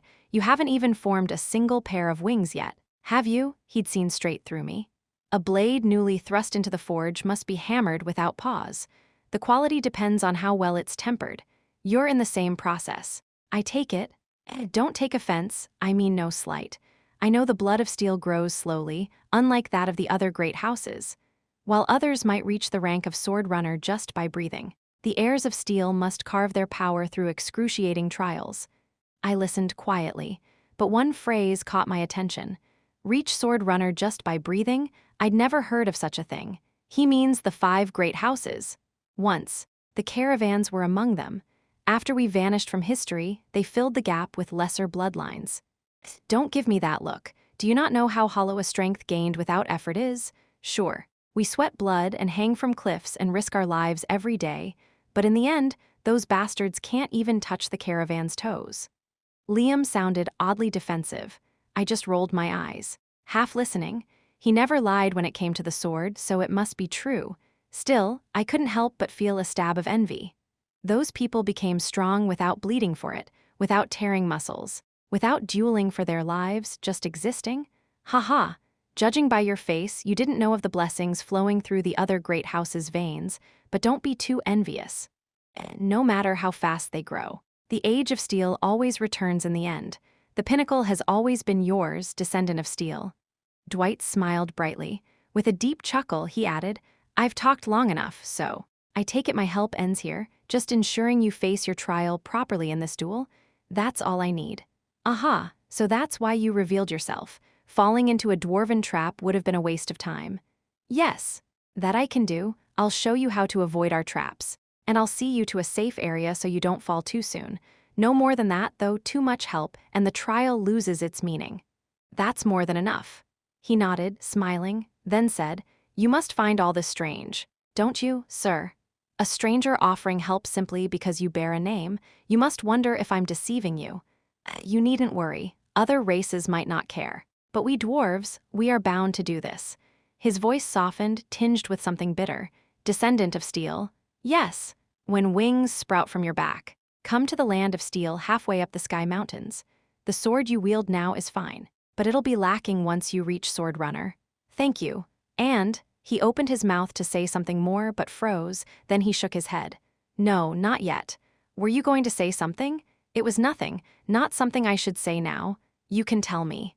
I realized it's too soon. When you've grown firm enough, then I'll tell you. Carefully, he smiled faintly, but something heavy lingered in his tone. Descendant of steel. Yes. May I ask one thing? I nodded. Then he asked, How old are you? Excuse me, have you passed 18? The question startled me. His next words came grave and slow. There's something bothering me. I understood instantly what that something was. Right now, the Iron Kingdom is shrouded in blood. At the heart of that storm stands the prince's executioner, the most fearsome swordmaster in recorded history, the unyielding guardian of the Iron Kingdom, Swordmaster Carlos. I can roughly tell when you first took up the sword, and oddly enough, that timing seems very close to when that bloodstorm began. My enemy, ... descendant of steel. Has the prince's executioner ever visited the caravan family? His question came carefully, but I answered immediately. Does that matter? My tone carried clear anger. It matters. May I ask why? When the duel ends, I plan to return to the dwarven lands and mobilize everything we have, arms, resources, connections to help you grow faster. But if the prince's executioner has visited you, if that monster's eyes are on you, then we can't help you openly. We could only offer the smallest of aids. That's why I ask, forgive me." Dwight's face looked genuinely regretful. I stared at him and said quietly, "An entire race fears a single man?" "Yes." "Why?" There was a pause, then he answered, "Because he's a swordmaster." And once again, I heard the phrase that had long been branded into my heart: only a swordmaster can kill another swordmaster. Don't be too disappointed. Young one, it's only natural. It's that Carlos who's unnatural. Swordmasters aren't meant to meddle in worldly affairs, yet that man swings his blade at his kingdom's command like a soldier. The dwarves have already shown great courage. You don't yet understand what a swordmaster truly is, what they're capable of, or what that name means. My master was right. There was still far too much I didn't understand. Little gladiator. There's so much I don't understand either, but I won't ask. You have your reasons. I'll learn them not from your mouth, but from your sword. I'll stay by your side and watch your blade until the end. I barely heard Xiao Yun's words. It wasn't Dwight's sudden caution that stirred my fury, no. Nothing had really changed. The dwarves still helped me freely, asking nothing in return. I should have been grateful. This anger wasn't for them, it was for myself. For all my struggle, I still couldn't resist Swordmaster Carlos. The man who took everything from me still reigned as a living terror, unpunished, celebrated, feared by all. The world refused to judge him, and I could not accept that. I could not accept the way this twisted world worked. Head that way and you'll be safe. Just take care not to run into orcs. Cross paths with them, and you won't live to regret it. Time passed after that day. Be careful, General, bad news. My once scrawny body had hardened. I now bore a second heart filled with the power of steel, and a sturdy path within me that would not break. Even the soul of my ancestor stood with me. The orcs, those green monsters, are charging toward the forest edge. What? Why would they? No idea. They'd have the advantage of staying put. But they're going mad? The traces of boyhood had faded from my face.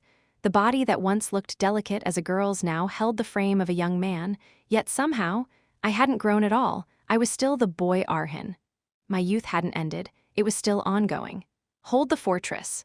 Not just the orcs, the demons. Elves, beastkin, everyone's gone berserk. Bloody hell, the reason was simple. Since that day, my time has never moved forward. Though my body grew and my strength sharpened, I had not truly grown. The boy remained. Damn bastards! I had not changed at all. It was still unbearable to breathe in the same world as him. I still couldn't accept that the devil who destroyed everything I loved lived on. Praised by the world, I still couldn't accept the world's madness. Descendant of steel, you must flee. It's too dangerous here. Little gladiator, if you run into the orcs, you won't survive. There were too many things I could not accept, so I made a clear decision that day, breaking the final promise I'd made with my mother. No, I turned slowly. From beyond the darkness came screams, the clash of steel, and the splatter of blood, a battlefield, endless struggle, and my master's words echoed, the caravans grow through struggle. I'll fight. That's reckless. If you die, then I die, but if I don't, I'll become stronger, far stronger than I am now. The blood of steel hardens only when it's struck. Then I could not run from battle. All those I'd loved had said it before me. Only a swordmaster can kill another swordmaster, so I decided to become one. You said you'd stay till the end. Xiao Yun, then come with me? The path to swordmaster was impossibly long. The time I had left was short, so I had to hammer my soul harder. I must fight. I had to grow stronger. That is right. My master's spirit smiled faintly from afar. Raise your sword, young descendant. I did as he said. The silver blade caught the moonlight and gleamed. And then, even on the fields where beautiful flowers bloom, even upon the heart of the seven seas, even upon battlefields where countless lives crumble into dust, Gale opened its eyes. The wind blows. Chapter 59, Race Duel, Part 8. What do you think is the very first thing one teaches about the sword? One day, my master asked me that question out of nowhere. Is it forging the mana heart? No. Then, training the body? That too. Is wrong? Then, learning never to let go of the sword? I listed everything I believed to be the foundation of swordsmanship, things my master himself had always emphasized, but he shook his head at every answer. All wrong. Young descendant. I couldn't understand it. Hadn't these been the very things he'd drilled into me from the beginning? Yet he claimed every one of them was wrong. So what was the answer? Everything you've said are indeed the first things I taught you, and you've remembered them well. Young one, yes, I remember them all, but why do you say none of them are right? Because you've misunderstood, you see. I have never taught you the first step of the sword. Never taught it because he chose not to. What do you mean? And I don't intend to ever teach you that first step. Why not? To my earnest question, my master answered calmly. The first thing one learns in the sword is how to fall. Not just the sword in all martial ways. The first thing taught is how to fall properly. How to fall. All who walk the path of martial refinement learn how to fall correctly first. Do you know why? I realized, thinking back, that he'd never once spoken to me about falling. Because one must know how to fall correctly, to rise correctly. The essence of martial arts lies in not breaking, to fall, and yet rise again, to challenge again. To treat defeat not as final loss but as soil from which to rise stronger. To accept failure as part of training, to step upon it, that is martial art, and that is the sword. My young descendant. Now think again, why do you suppose I never taught you how to fall? Why will I never teach you to? Falling meant losing, and my master never taught me how to rise after losing. Because you must never learn through defeat, you must never grow accustomed to it. You must treat every defeat as a death, be furious at your weakness. Hate yourself, despise your own helplessness, cling to victory with madness. You must never lose. Young descendant, etch that into your bones, never forget it. I hadn't taken up the sword for enlightenment or inner peace. From the moment I first gripped its hilt, my purpose had never changed. Only then will you achieve your true purpose. Revenge, warriors from every race clashed chaotically. You worthless insects, you came here as representatives of your races. Yet you cower and hide like cowards in the woods. The goddess Rifri of justice must be laughing at you. Do such trembling wretches deserve to call themselves warriors? The orc's brutal axe split a tree in half. Blood spattered. Screams. Roars. Moans the symphony of a battlefield. You inferior orc bastard. Do you think this is a time of war? Must every warrior risk their life in every duel? Not all of us are like you. If we die after fighting with all our strength, that's one thing, but what of our responsibilities? My family waits for me at home, others depend on me. Who will care for them when I die? Excuses. Excuses, you say? The goddess Rifri loves glorious warriors. Yes, but what of the orphaned children in the slums? What of my infant son, who hasn't even opened his eyes? What of my frail mother, who cannot live without care? The 9 goddesses and 7 lords may speak of holiness, but do they tend to the weak who suffer now? Race against race. Different lives colliding. If the goddess despises me for this, so be it. If I am unworthy to call myself a warrior, then I'll give up that title gladly. I'll live on as a wretch rather than die for empty honor. I cannot die yet, unlike you orcs, who at least care for one another. We humans don't. Even neighbors prey upon weakness. We're selfish, heartless, so I must live longer. You inferior green brute, convictions collided. I respect your resolve, but the duel must go on. You're insane. Orcs have been called that since the day our kind was born. Axe and sword clashed. Damn it. My joints ache. Move any more and I'll be limping for a century. Let's return to the world tree, elder. I can't stand the stench of sweat in this forest. Ha, we noble elves have no need to mix with that rabble. The elves, afraid of injury, withdrew first. When will it be our turn to step in for a proper finale? When it's time to unleash the most beautiful hell, perhaps. The demons, obsessed with aesthetics, not battle, refused to sully themselves with the chaos. The nobles of the night valued elegance above all, and that very obsession was what made them as mad as the orcs. Hold the fortress. You bastards! The beastmen are breaking through the line. The dwarves huddled together, desperately holding their ground. The beastmen prowled the chaos, hunting the weakest, following the invisible line of blood only they could see. It was a scene worthy of the title race duel, chaos and artistry woven together. A war painted in every color of the 7 races. A symphony of conviction, instinct, and madness. Why in all hell are those orcs charging when they have the advantage? Can't they just let the battle flow, you damned green lunatics? Because you all just stood there doing nothing. Ha, we thought we'd spice things up. Pew-ha-ha. The battle raged on. Wild and relentless. Each race fought in its own way, each revealing its nature. For a fleeting moment, the chaos seemed eternal, an unending balance of conflict. Then, that balance shattered without warning. Was the forest wind, always this strong? A gale swept through the battlefield. The dawn that day was blue, a cold, piercing blue. The army that marched upon the labyrinth city wore the color of mourning upon their faces. The memory of the Ronin flowed like calm water. They were more numerous than ants drawn to breadcrumbs. Victory against such a legion was impossible, for they were not mere ants. They fought with purpose, endured harsh training, obeyed disciplined command. They were soldiers. The world around the Ronin roared with chaos, but his heart remained still. I have no right to judge them.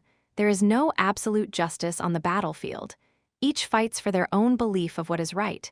Yet, strangely, in the sword's memory, the Ronin wavered, flickering like a heat haze, like smoke from a village hearth. Do not think you can simply cut them down. My blade alone cannot fell an army. Then what must I do? For a moment, I became the Ronin. The forest turned to a barren plain. Behind me stood the blue walls of the labyrinth city. Within, in a quiet home, a modest woman lay awake, Dorothy, trembling in fear of tomorrow. I must sweep them away. To sweep them away, I must become the wind. If I did not, she would have to. Pure-hearted Dorothy would be forced to kill and suffer. Her laughter would fade. She would no longer smile at dawn. I could not allow that. So I became the gale. My heart thundered. Not just my living heart, the second heart within me pounded as well. The mana heart pulsed, not with blood but with clear, radiant mana. It coursed through the path within me, granting superhuman strength, and that strength began to change. This is a mystery. Mana was no longer confined within me, it spilled into the world. The mana of the air bent to my will, the darkness warped, and in my eyes, the paths of the world appeared, countless invisible lines. They twisted and blurred, stirred by the storm I had awakened.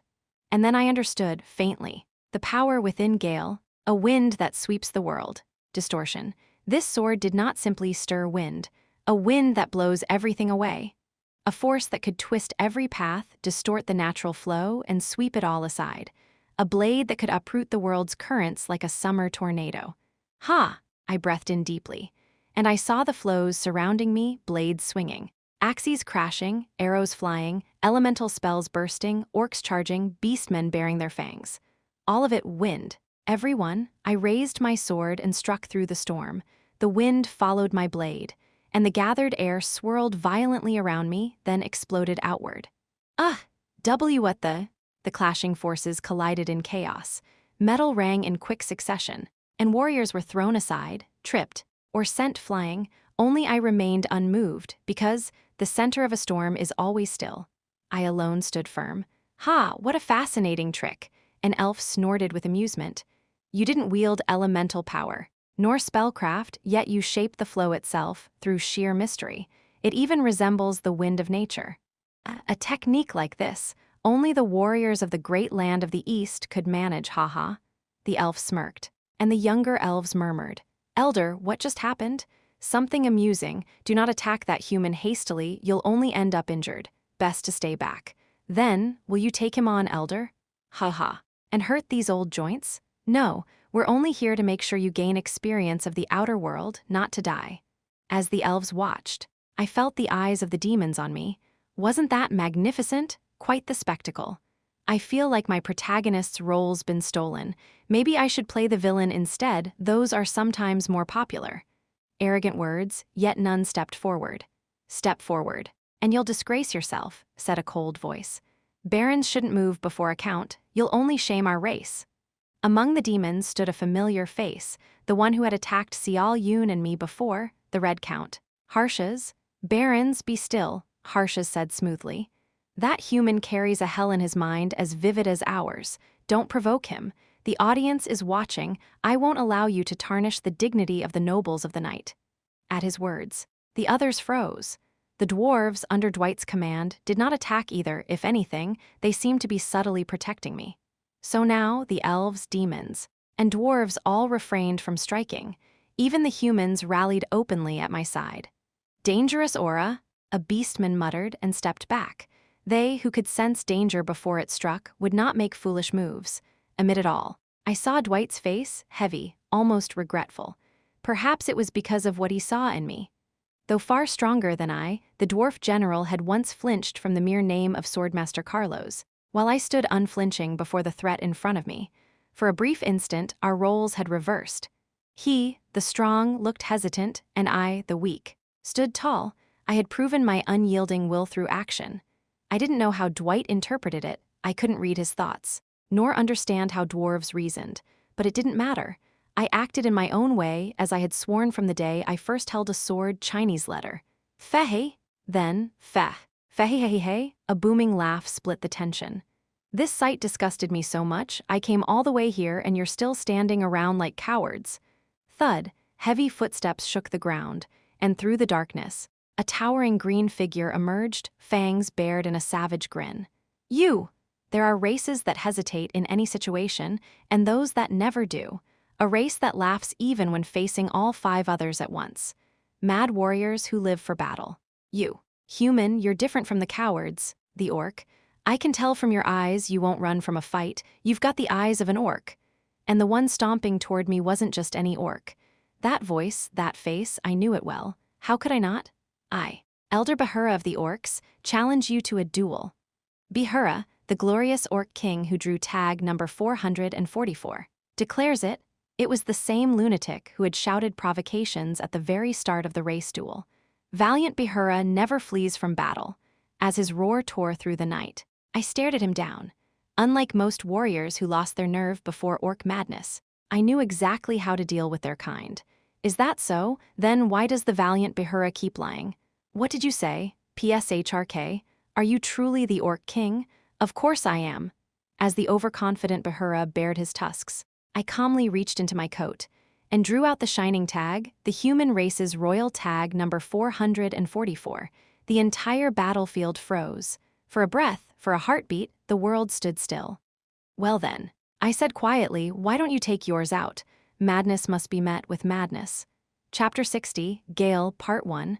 Can't you remove the tag? The Orc Elder. Bahura, a monster of a warrior who single-handedly slaughtered every combatant above the level of Sword Runner in 2 minutes and 17 seconds, a living proof of orcish terror in this race duel. There was no chance I could win against him. Surviving would already be a miracle. Under normal circumstances, the fact that Bahura had challenged me, a man utterly drained, would have been a hopeless crisis. But fortunately, this was not a normal situation. This was the arena of the race duel, so the rumor about you being the king of the orcs was a lie after all. The race duel was a contest of all races gathered under one stage, observed by countless spectators. Because of that, the pride of each race was on the line, which meant I have always respected the orcs. Their courage to never avoid a duel, their bold honesty in showing themselves. I thought the orcs were a race born for righteous combat, children worthy of goddess Rifri herself. But what I've seen from you, Elder Bahura, has been nothing but disappointing, so much so that I now doubt the honor of your entire race. Here, the sword was not the only weapon. You declared yourself the king of the orcs. Because of that declaration, the warriors of other races, though weaker, still challenged you without hesitation. Why? Because fighting a king for the pride of one's race is glorious, even in death, but their deaths were meaningless because you were no king. The duels you offered were built upon lies. In this place, well-crafted words could be sharper than any blade. More precisely, justification itself could become a weapon. You stood upon falsehood, Elder Bahura. Weaker fighters believed your lie and were slain by you. What meaning did their deaths have? The axe you swung insulted both their lives and souls. Your deceitful duels mocked the name of goddess Rifri herself, Elder Bahura. Justification has always been the sharpest weapon of all. History proved that. In all the wars recorded across the continent, wars of faith, wars of territory, nothing had ever cut deeper than righteous cause. You stole lives in battles born of deceit. Tell me, are orcs truly like that? You claim to love battle, to never avoid a fight, yet you lie through your tusks just to win? Is that the true face of the orcish race? As I understand it, orcs love the struggle itself, win or lose. What matters is how valiantly one fought. That's why I've heard there are even weak orcs among your heroes, because what orcs call strength is courage. And among the 7 races, none cared more for justification than humans. I was certain there was no race on this continent more wicked than humans. so I decided to fight as one. As the king of humankind, to face madness. I had to go mad myself, so I did something insane. But once madness had drawn attention, the next step was to wrap it in brilliance, and that was something humans excelled at. History has proven it too. If a small, weak orc child faced the monster wave with nothing but a crude axe, he would still be called a hero, even if he died. If an old, sick orc woman fought to protect her son and grandson from invaders, she too would be called a hero, even in death. That is the essence of orcs, isn't it? No matter how strong you become, you must not lose your essence. Elder Behura, have you forgotten the coming-of-age ceremony of your kind? The warrior's trial that values valor. Not victory, have you forgotten its meaning? How disappointing. A human, how could you know of our ceremony? I didn't give the elder a chance to speak further. I do not wish to fight one who has soiled other warriors with false duels. If I fought Behura blade to blade, I would lose for certain. But a fight of principles? I had undergone the orcish coming-of-age ceremony myself. I absorbed the memory of wild instinct. There was no human alive who knew the orcs better than I did, and when it came to fighting with justification, no one was more dangerous than a human. Because, you are right, orcs were simple but not stupid. They were warriors who knew how to understand. You speak true, human, I am no king of the orcs. If something wasn't false, they accepted it. If they believed they were wrong, they listened. My tag number is 6. Orcs were not like humans. Unlike us, who twisted excuses and wriggled to escape blame, they accepted the truth for what it was. That was the nature of the orcs, and the very reason my weapon worked against Behura. I claim to be a king to draw out the kings of other races, to protect our true orc king and gain advantage.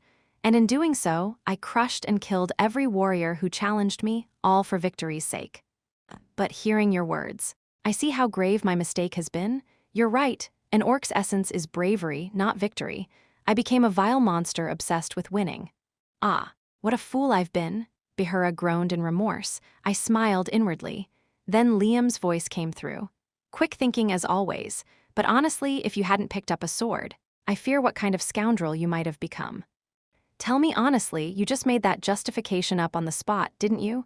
You overused Gale, can't move your body, and just decided to run your mouth instead? Ha, I can see right through you, young descendant. Liam's words hit me dead on.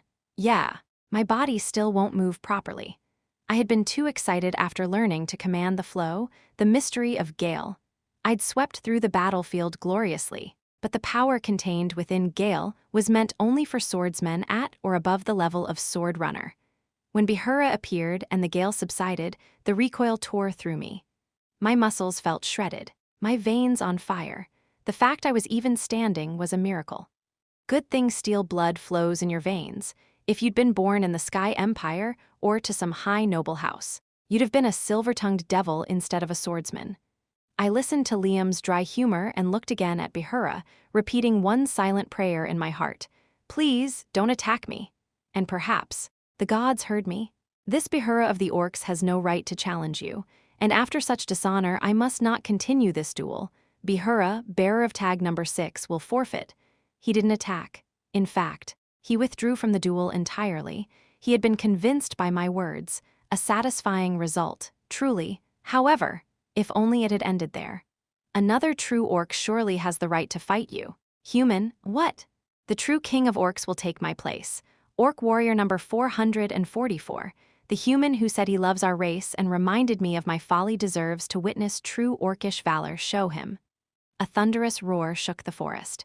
And then, your words had resonance. Human, from afar, a massive orc approached, his grotesque frame dwarfing all others. Perhaps the same blood flows in your veins as ours.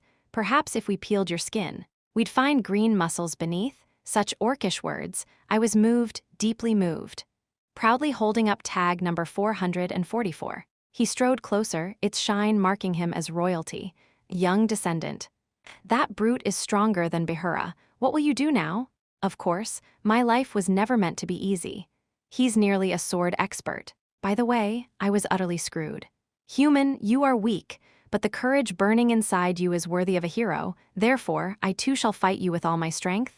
Please, don't. Shit. Should I run? But my body was still unresponsive. At this point, I couldn't even muster the strength to awaken Gale again, let alone summon my superhuman power. If I tried to turn and flee, I'd be dragged back by my hair before I could take a step. My mind raced, and then, descendant of steel, impressive words. Perhaps the legacy in your blood is why your strategy and wit are so sharp. Dwight's voice echoed in my head. Now that you've laid the groundwork, we can move freely. Don't worry, from here on. It won't just be your fight, it will be a battle for every race's pride. A voice carried through mana, a technique I had never witnessed before. That dwarf, quite skilled. And that's a transmission technique. You're far from being able to do that. While I stood there stunned, Dwight stepped forward, blocking the path of the oncoming orc. Encased in black steel armor, the dwarf general glared up at him. And where do you think you're going? You thick-headed green brute. Why is a dwarf blocking my way? Because the dishonor committed by your elder shames your entire race, does it not? When this race duel began, our proud dwarven warrior was slain by Bahura. We took no issue, believing it an honorable duel, but now that we know it was false, we have the right to vengeance. As Dwight said this, he cast his eyes subtly toward the strongest of each race, those who had been hanging back until now. One by one, voices rose. Now that I think about it, that wretched orc deceived our young elf and killed him, a bright child who still had so much ahead of him, the elder of the elves. Yes, and our demon warrior, the Blue Baron, fought him too before night even fell. Foolish perhaps, but if his death was caused by a false duel, then we cannot abide by it. As a fellow noble of the night, I demand orcish blood in return. The demon noble, Harthias the Red Count.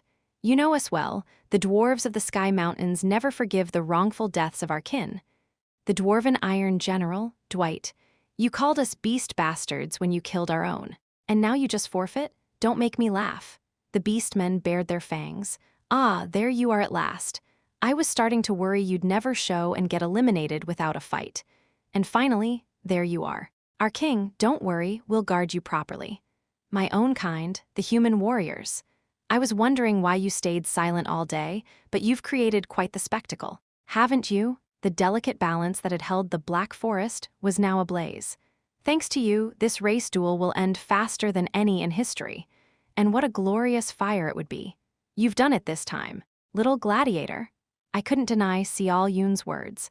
The Black Forest was now the stage of the truest kind of race duel. Even in the history of the event, you'd be hard-pressed to find chaos like this. The true powerhouses, those who had stayed behind for form's sake or to let rookies gain experience, had finally emerged. The speed and number of clashes were beyond what eyes could follow. The arena's sponsors will pay you in gold for this scene. Yes, it was entertaining. The audience must have been going wild, but I couldn't feel satisfied. A duel without you in it, what's the point? Exactly. If things stayed like this, the trial I sought would never come. I had glimpsed the essence of Gale, but no true growth beyond that. Some would call it greed to ask for more, but right now, I needed that greed. I needed more, anything I could grasp. Protect the center, but there was no chance. The warriors fighting at the heart of the battlefield were all monsters beyond measure, while the enemies charging in our direction were intercepted by the human warriors before they could reach me. Stay behind the line? They even stopped me from stepping forward. Of course they would, if a mere swordwalker lost his tag. Humanity's entire race would be eliminated. I'd be branded a criminal and never allowed back in the arena, maybe even beaten to death in the Steel City. I had no choice but to stay put. The race duel was rushing toward its finale. The race that survived to the end would claim victory, and I would not be part of it, so this was as far as my luck went. Kaya, or so I thought. Damn it. The beast bastards broke through? Protect them. The beastmen charged in. Bearing their fangs, they tore through the human defense line. Bastards! And, true to their instincts, the wild race ignored the hardened warriors at the front and went for the rear, the weak. Those with little defense, unable to protect themselves up close. The mages. Among the mages gathered to protect me. One woman's scream stood out, sharp and clear. Every other sound faded, leaving only her voice. Help me! She was a young woman in her 20s, plain, without any adornment. When she screamed, her small white teeth showed. Please, help me. For some reason, when her hair fluttered, I thought I smelled flowers. A strange scent for such a bloody battlefield. and as it reached me, the world before my eyes wavered. Then, I still can't forget the look in your eyes that day. A fierce memory surged from the sword, burning. Violent emotion. The lovely voice that once laughed shyly was torn and broken. The clothes that suited you so well were blackened and ripped apart. Your pale skin was laid bare, bruised blue and streaked with blood.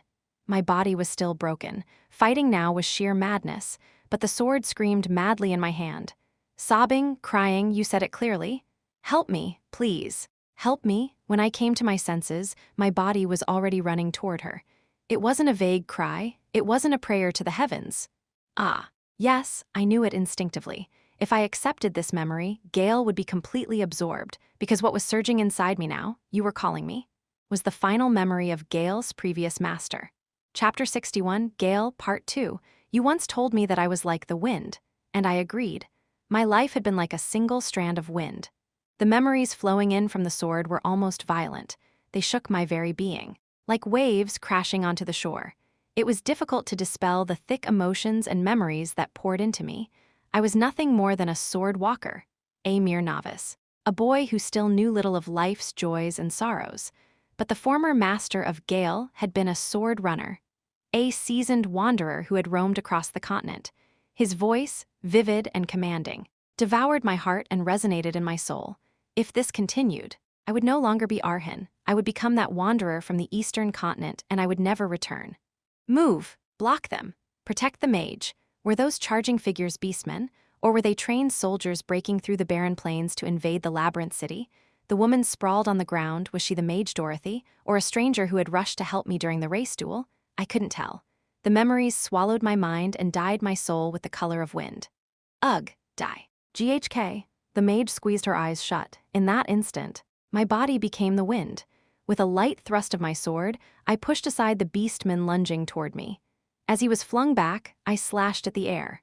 A sharp shriek sound rang out as his body twisted, red lines etching across his furred skin. Blood sprayed, and the whirlwind from my blade tore through his thick hide without mercy. The cry that followed sounded almost like a whimpering dog. Thud, one beastman fell. Ah, behind the fallen beastman, more enemies surged in.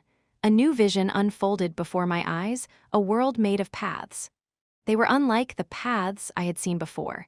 These ones were marked by arrows pointing in specific directions, and those arrows shifted whenever my blade moved. It was a force that could disturb the flow, twist it, and break it, the mystery of Gale. What the hell? Magic? No. It's different. My body moved on its own, ignoring my will. The sword that unfolded in my hands was far beyond my ability, powerful, elegant, and beautiful, much like Xiaoyun's. A perfect circle was drawn. From its center, the beastmen were lifted into the air and hurled away as if caught in a storm. But the closer my sword came to perfectly reproducing the Gale, the fainter my consciousness became. The world before my eyes wavered, again and again. Was I Arhin, or the wandering swordsman who lived through a desolate age? My mind spun in confusion until my master's voice called to me. Do not be swept away by the wind, young descendant. That solemn voice. Have you forgotten my words? Eyes sharp as blades appeared before me. No steel is ever carried away by the wind. My pounding heartbeat echoed through me, and within that sound, I heard my master's heavy tone. Was the steel you carried lighter than a wanderer's blade? It should not be so. Do not lose yourself. Remember, young descendant. That voice reverberated through my soul. The purpose you swore to uphold the very first time you held a sword. Those words could not be ignored. The roaring wind inside my mind vanished as if washed away, replaced by a single blazing memory. No other memory, no other life could ever cover the mark that moment had left on my soul. I'll let you live. Forget this day and live your life. Helplessness. Blame your family. Fear, resentment, hatred, anger, sorrow. If you inherit the blood of Caravan, I will come for you again, wherever you are. Vengeance. Only a swordmaster can kill another swordmaster. Young master. The butler's words cut deep into my bones. The moment I heard them, I took up the sword. Even with clumsy hands, when I first grasped the heavy blade, I made a purpose both foolish and clear. Only a swordmaster can kill a swordmaster. So, I decided to become a swordmaster. Ha! I came back to my senses. I reclaimed myself. That didn't mean the memories of Gale were gone. The life of that wandering swordsman still flowed through my blade, but now I wasn't swept away. I accepted it, like steadfast steel. I faced the gale head-on. I was the one who would do the devouring. For you, I became the wind. The dwarven forged steel sword in my hand was now only half a blade broken. My hand gripping it was soaked in blood, and the air was thick with the scent of scorched earth. Then came the final memory of Gale's former master. At that blue dawn, I swept away everything that threatened your tomorrow. The lord of the labyrinth city imprisoned me by the city's law. You wept bitterly as you watched me being locked away. Thinking back, I shouldn't have done that. I should have swept you away, not the army, to a faraway world where you'd have nothing to fear. At that blue dawn, I was imprisoned in the spire of the labyrinth city, the price for driving out the invading legion. The Lord had merely acted according to the law. If I'd wanted to fight the legion, I should have officially joined the city's forces as one of their swordsmen. But I hadn't. I'd simply cut them down under the pale light of dawn. The moonlight beyond the spire window was dim. The curved crescent resembled your smile. You had made me into a romantic fool. The moon glittering between the clouds looked as though the heavens themselves were smiling. I did not feel lonely. My life has always been solitude. You were merely someone who passed by for a moment. After you left, my world grew old and faded. Everything that wasn't you turned to dust and lost its meaning. The Lord asked if I regretted it. I said no. In this age soaked in endless wars, I was glad that you were not swallowed by hatred. Let it be me who's drenched in blood, who cuts withered flowers under crimson skies. Let it be me who sleeps restlessly, my worn sword always at my bedside, even if I never see you again. That's fine. I could live a lifetime on the sweetness of a single fleeting dream. How many souls had my sword swept away? How deep had the blood run across the wastelands? Was it justice or evil? At that moment, none of that mattered. The world was wind, and in the end, all would be swept away and forgot. But the night sky did not smile upon me after all. On that blue night, I heard a scream. Help me! It was your voice. The moment I heard that piercing cry, I left the spire. The guards were lax, the ropes that bound me were loose, and the iron bars broke with a single kick. Outside, the labyrinth city was burning. Its blue walls were red with blood, and beneath the flames lay countless charred corpses. So many lives now slept beneath the moonlight. The crescent moon still shone bright, as though it smiled gently upon the eternally sleeping. Please, help me, sword in hand. I went to you. You were in a pitiful state. Your white silk nightgown was burned and torn. The pale skin I'd only ever imagined was exposed, marked with bruises and blood. Your beautiful face was streaked with tears. You looked at me, trembling, sobbing, calling my name. I cut down the guards clutching your hair, harvesting their necks like grain. The moonlit blue blade danced, scattering crimson blood. You closed your eyes tightly and let your body fall into my arms. Your sobs, your tears, your trembling body, they were all cold. I only wished for today. Once you calmed a little, you spoke. I didn't wish for anything grand. I only wanted this terrible tomorrow to be replaced by an eternal today. So why? The labyrinth city fell. It was a common destruction. Though we'd repelled one invasion, the second and third came soon after. I saw the savage soldiers raging below the blue walls, knights in iron armor, mounted on war horses. Laughing cruelly, I knew their faces. They were soldiers from my homeland, the soldiers of the great land, conquerors of the widest realm on this continent. No city lord could stop them. No wall could hold them back, carrying you on my back. I fled, but not far. The continent's fastest legion allowed no survivors. The mounted soldiers surrounded us. At their head stood a general with a spear, an opponent I could not defeat, a legion I could not sweep away. You were sobbing, but I did not give up. For you, I could become anything. I have a proposal. A proposal? In the name of the ever-waking Father, I demand a sacred trial of combat. Are you serious? The trial of combat, an ancient rite of the great land. Yes, in honor of the ever-waking Father, their supreme God. It was a sacred duel. If one faced every foe and prevailed, no matter the circumstances, the victor's life would be spared. Before me stood over 10,000 soldiers, each a seasoned warrior. You're insane. Do you even know what that means? In the trial of combat, we don't grant our enemies a clean death. We'll crush your gut under our horses' hooves, pierce your belly and chest with spears, spill everything out, and shove it back into your mouth. The ever-waking Father loves blood, death, And agony, I know. Then so be it. I knew it was madness. There was no chance of victory. But you, why? I chose it because I love the fight. For you, I could do anything. Truly. Anything, you're lying. Ugh, liar, you were wise, you knew my heart. What changes then? What will that achieve? Can you defeat that monstrous army? That I do not know. No, you do, even if you win. Nothing will change. You wept bitterly. Even if you somehow survive, nothing will change. If I live, countless lords will summon me again.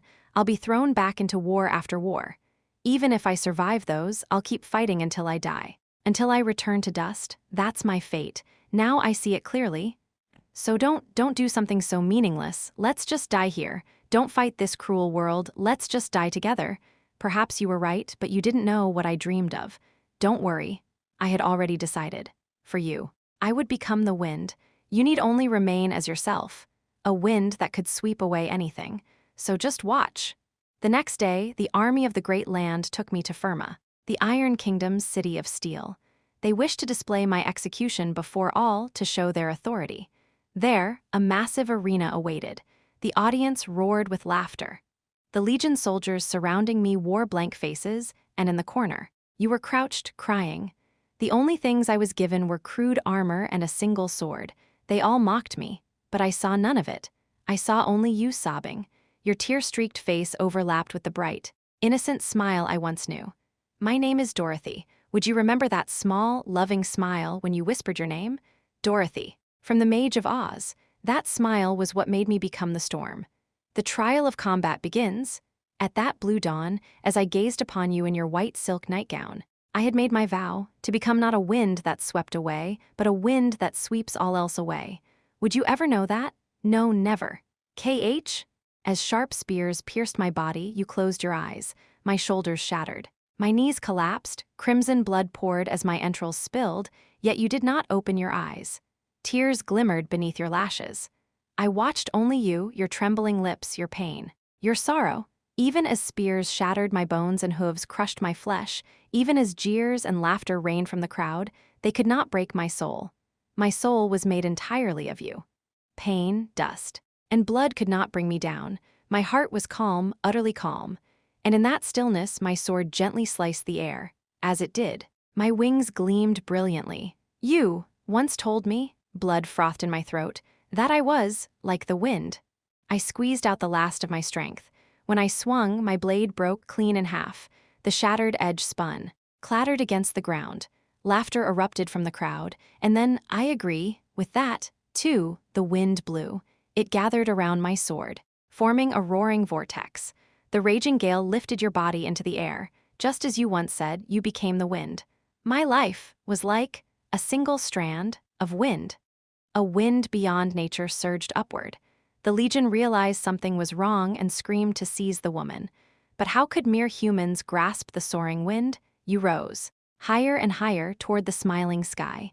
Some soldiers drew their bows, but I did not allow them to shoot. With my broken sword, dragging my shattered body, I thrust at their throats. Blood sprayed, and one more soul seeped into the desolate plain. A riderless horse kicked me back. Even as I spat blood, I did not release the broken blade. A spear pierced my back. A boot struck my skull. Still I fought. I did not stop. My eyes followed only you. Fly, away, become a wind, swift and wild, that no one can ever catch. Like my broken sword, my body shattered and fell apart, but even torn to pieces, I would not fall, not until you disappeared beyond my sight. Yes, just as you said, your image blurred. I could not tell if it was because you drifted away or because my consciousness was fading. The sounds of the world ceased. Dorothy from the Mage of Oz was carried away by the vortex, far, far into an unknown world. Like a gale, the blinding sunlight filled the sky. I never knew if you flew away completely, fell midway, or simply faded into the wind. That answer belonged to the heavens, for only the heavens knew where the wind would blow. Yes, only the heavens. That was the end of a wanderer. When I opened my eyes, the sword in my hand was surging with a fierce wind. I fully understood the final secret it held. A drowsy stillness settled over me as I looked ahead, at the fierce battlefield, at the warriors locked in combat. And then, I saw it, a path unlike any I had ever seen before. Young descendant. Yes, I knew exactly what I had to do: sweep them away. Chapter 62, Gale, Part 3, brings back old memories. Amid the chaos of battle raging across the Black Forest, someone muttered. In those days, everyone fought without question. The arena was called a coliseum then, there were no rules about not killing. And words like justice or reason were nothing but jokes. You children call that age the era of war, don't you? The old man of the forest reminisces, history itself walks before me. Heh, mind your manners. Boy, I've lived longer than your parents and grandparents combined, you whelp whose blood's still wet. It was rare for the strongest of each race to personally take the field in a race duel. They had ascended too high, carried too much weight, authority, power, responsibility. Such people could not fight carelessly, they had too much to lose. To be honest, this is enjoyable, but right now, that no longer mattered. The board was set. It's been far too long since I could run wild on a battlefield. Unrestrained for the first time in decades, these mighty beings radiated a vigor unfitting for their age. The scent of war rekindled something in them, the thrill of a time long past, when they could clash freely without thought of politics, faith, or profit. Battle is what sets the heart aflame. Do you finally understand how empty your lives have been, you long-eared weaklings of the forest, you half-witted beasts, you cowardly dwarves of the sky mountains? With blood surging hot, the orc warrior who bore tag number 444, king of the orcs, laughed with booming joy. When his green foot struck the ground, a violent wave of battle aura exploded outward. The earth quaked with every step, countless fighters lost balance and fell. That doesn't mean I'll tolerate your brute ignorance. Orc, Puhihahel, when have you ever understood us in all your long history, elf? We never needed your understanding. On the trembling soil, new sprouts burst forth, twisting into vines that bound warriors tight. Then rain poured down from the night sky. Spirits danced within the rain, each droplet hardened into a clear spear that pierced the enemy ranks. With a single gesture from an elf who had lived eons, nature itself became violence. How uncouth you've all become, so vulgar. Within the frenzy, shadows deeper than night crept forth, without a whisper. Darkness swallowed warriors whole and called forth hell into the living world. Screams and despair consumed the forest as the nobles of the night laughed elegantly. But from within that darkness, flames rose. You talk too much. Spoiled by peace, unlike you. We still live in war. What would you pampered flowers of the plains know of the hardship of the sky mountains? You greenhouse weeds could never best the hardy dwarves. Lightning. Sparks of metal-born violence erupted. Each deafening roar was followed by screams as the Iron Men, clad in the continent's sturdiest armor, trampled the fallen. A miniature war unfolded before all eyes, one that recalled the ancient race war, when the 7 races once fought for dominion. And then, you damned dwarf, what's that absurd armor of black iron you're wearing? My apologies, but the Sky Mountains are home to far deadlier spirits than yours, Longears. To survive, we had to learn how to kill them. The first race fell. Curse the blessings of your world tree. You've never had anything to protect, nothing to hate enough to kill for, so it's no wonder you've lost. The elves, their king, bearer of tag 444, was defeated by Dwight, the dwarven vanguard. Filthy orc bastards. And next, T the chieftain. He's actually participating. This can't. Puhehe chieftain, what an honor, sadly. I'm but a mere elder. The beastmen. If our high chieftain were here, the rest of you would have been slaughtered before nightfall. Puhehe. The wolf-shaped beastman was stripped of tag 444 by the orc king, and with that, the beastmen were eliminated. 2 races fell in an instant. HMPH. And then, the night is nearly over. I smell dawn. The demons quietly withdrew. Once the sun rises, it will only expose us at our worst. Better to leave in grace than linger in disgrace. A human once said, leave while the applause still sounds. Without hesitation, they forfeited as the sky lightened. The demon's tag number 444 was cast to the ground. This will do. I've had fun watching the fascinating humans. Thus, 3 races withdrew. As dawn broke, only 3 remained, humans, orcs, and dwarves, and then, that one is just a sword walker. Amid the chaos, 1 human fighter stood at the center of all attention. The broken blade of Gale had marked the wanderer's end. Even snapped, the sword he'd held to the very last breath resembled him, unyielding, mocked by all. unrecognized by anyone, yet steadfast, even if his efforts bore no fruit. The old master of Gale never knew where his final wind reached, but as he died, he held no regrets. He did not look back on his life, only faced the present that embodied it, like a wind that wandered without destination. Like a gale that swept forward, brushing past all things, the wind was complete precisely because it never looked back for results. My body, now light, moved freely across the battlefield. My senses were razor-sharp, detecting enemies before they came near. My path collided with theirs, a phenomenon that always occurred when swordsmen above the level of sword walker crossed blades. Victory depended on whose path was more efficient, more complete, but right now I didn't need to go through that process. There was no collision, I merely let them pass. The moment their blades brushed mine, their paths faltered, disrupted, tangled. Shattered, a sword that broke the flow. Centered on me, the gale swept my foes away. Even sword runners could not easily counter such a mystery. I saw many paths, the disciplined, steady path of the night fettle, the wary, doubting path born of my own suspicion, and the blazing path of a hero revealed only in rare moments. But at this moment, I followed none of them. Instead, I chose one more faint, aimless, and free of destination, the wanderer's path of the wind. What kind of clown trick is this? It was not a path meant to sever necks. It merely brushed past. As the wind touched them, their paths twisted into chaotic spirals, turning into whirling vortices centered around me. Enemies lost balance without knowing why. For a chaotic melee, this sword is unmatched. Liam's words were right. In this moment, I was like a ghost in the arena, an invisible phantom that none could touch, a sword demon. But I needed to remember, no matter how wondrous this sword's power was, I was still just a fledgling. The descendant of steel, wielding quite an interesting blade. Aren't you? The wind stopped at the battlefield's center. As my trance faded, I looked up. Before me stood a figure clad in pitch-black iron armor. A dwarf, yet not merely a dwarf. His stature was small, but his presence was immense. At your current level, you shouldn't possess such power. Is it the strength of steel? I could not see his path, nor could I sweep him away with wind. Because, now you'll know how those who faced your sword felt. Young descendant. His aura was heavy, immensely dense and solid, as if, not quite like us, but strikingly close.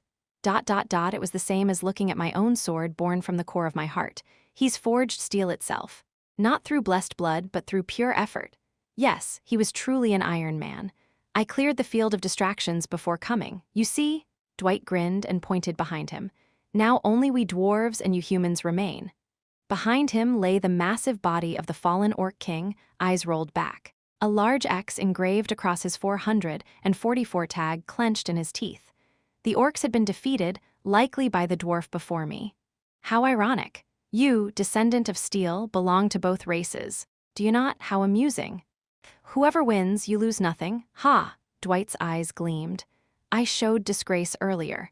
My heart says I'd grant you anything you wish, descendant of steel, but I doubt you'd want an empty victory. Would you? No. I think what would please you most is trial. A harsh, unrelenting trial that hammers the steel blood within you until it's on the verge of breaking. He drew a massive hammer from his back. In return for my earlier disgrace, I'll be that trial. I assure you, for a moment, I saw a hallucination. The dwarf before me vanished, replaced by something far greater. You will now face the wall. Before me stood a fortress. I'll be honest. Young descendant, sending that dwarf into battle is practically cheating. Liam's tone was grave. It's no wonder that mighty orc fell, even with all his strength. He was just an elder. The dwarf before me said nothing, just stared. To defeat this one, the orcs would have needed at least a chieftain, and even then they wouldn't have one. At best, it would have been an even match. Do you know why? Still, Dwight appeared to me as a fortress, an unshakable bastion of iron. I was briefly overwhelmed, but as my focus sharpened, I saw the truth. It wasn't a fortress, it only looked like one. It was armor, which meant he's a sword expert, the mark of mastery. I won't hold back. Descendant of steel. The foes you'll face ahead will be far mightier than you'll battle those who command armor itself, and beyond them, the ones who have forged their souls into blades, the absolutes, just as the great caravan once did in the era of war. And inevitably, you'll cross swords with the prince's executioner. Dwight's voice was steady as he lifted his hammer. Compared to them, I'm nothing but a weakling. They can erase dwarves from the world with a single sword, wage war against a nation and carve it out of history, even cut through heaven and sea to mock the gods themselves. One day, you will stand among them. That is the fate of steel, the destiny flowing through your blood. The hammer in his grasp began to move. I pray this trial serves you well. Thus began the final battle of the race duel.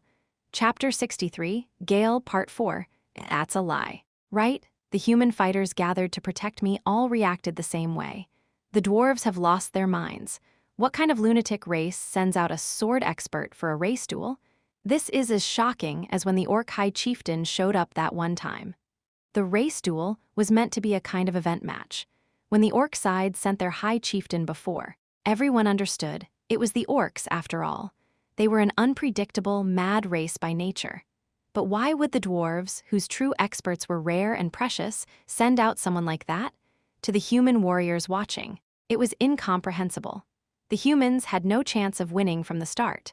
Their strongest fighter barely reached the level of a sword runner, and most hadn't even come to defend their race's honor. They just wanted a bit of attention or prize money, so it was only natural that morale had completely collapsed. Damn it, I'm out. What the hell is this? The hesitant fighters all withdrew, not because they were cowards. The human participants were brave, worthy of the title fighter. They had risked their lives countless times against stronger foes, triumphed in honest duels, and earned glory through blood and steel.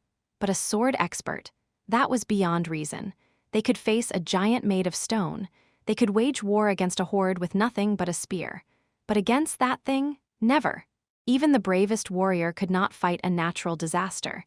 You could not swing a sword at a tidal wave, or stand firm against a storm, or dive into a volcano.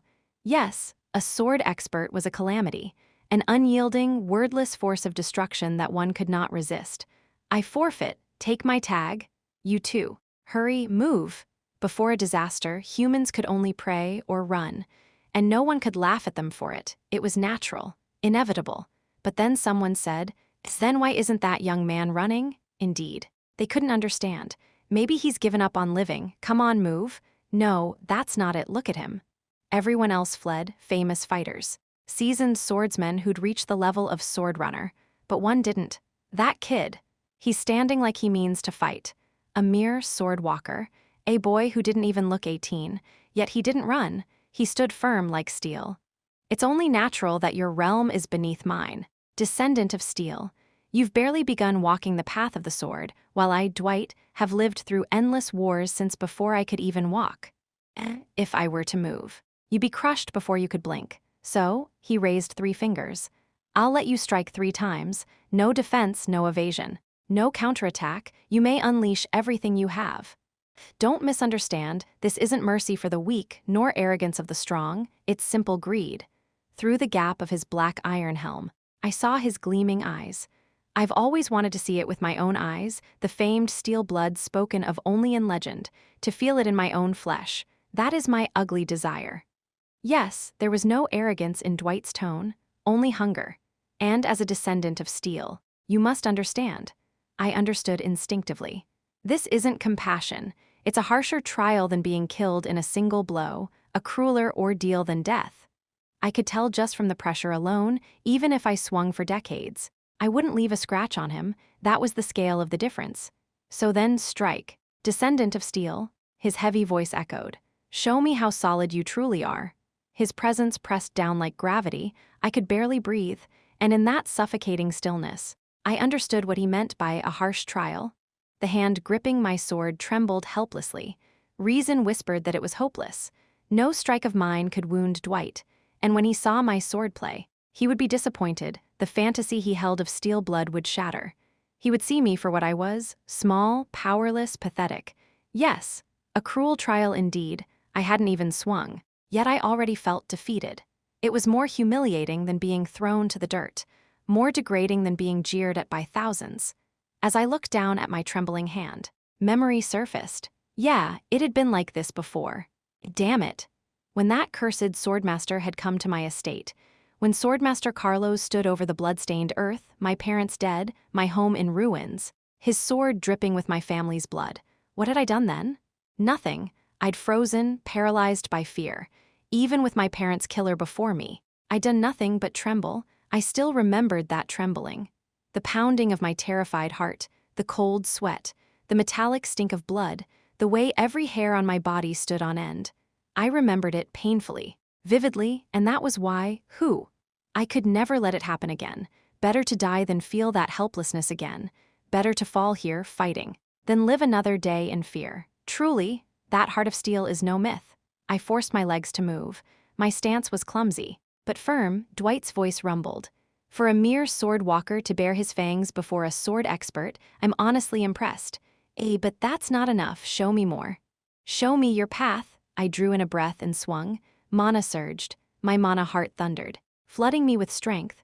Every slash I'd ever learned, every will I'd absorbed through my sword burned into the strike. The last thing I remember was a burning mansion. Mary's Needle. The free city of Crowley failed to live up to its name, the nameless assassin's fang. The boy dreamed of becoming the hero, Night Fettle's twilight. There is no paradise for the runaway. Orc great warrior Barrick's wild instinct. My life was like a passing wind, the wanderer's gale. All those blades intertwined within me. All their wills fused into a single flawless strike. And yet, incredible, that swing was like watching ghosts. I can't even guess how many blades were in it. But none of them reached him. The wall before me remained unbroken. In the end, they're just the blades of ghosts. Aren't they? Forgotten lives that left no mark on history. The one wounded was me. My hand trembled violently. My grip weakened. My head spun. My knees nearly gave out. My stomach twisted in nausea. Mana shock. The backlash of clashing against mana is far denser than my own. Pain rippled through me like my heart was being torn apart. I'd already pushed my body to its limits using Gale. Now, with mana shock, it was a complete overload. My flesh and bones felt like they were splintering. It hurt, but I could endure it. Pain was nothing compared to helplessness. The agony only made me sharper, clearer, more alive. Enough ghosts. I want to see your sword, the sword of Caravan. The sword of Caravan. His words struck me. Did such a thing exist? If all Caravan could do was devour the swords of others, how could your clan ever have stood at the pinnacle of an era? Mimicking dead blades is a trick, nothing more. The true power of steel blood lies elsewhere.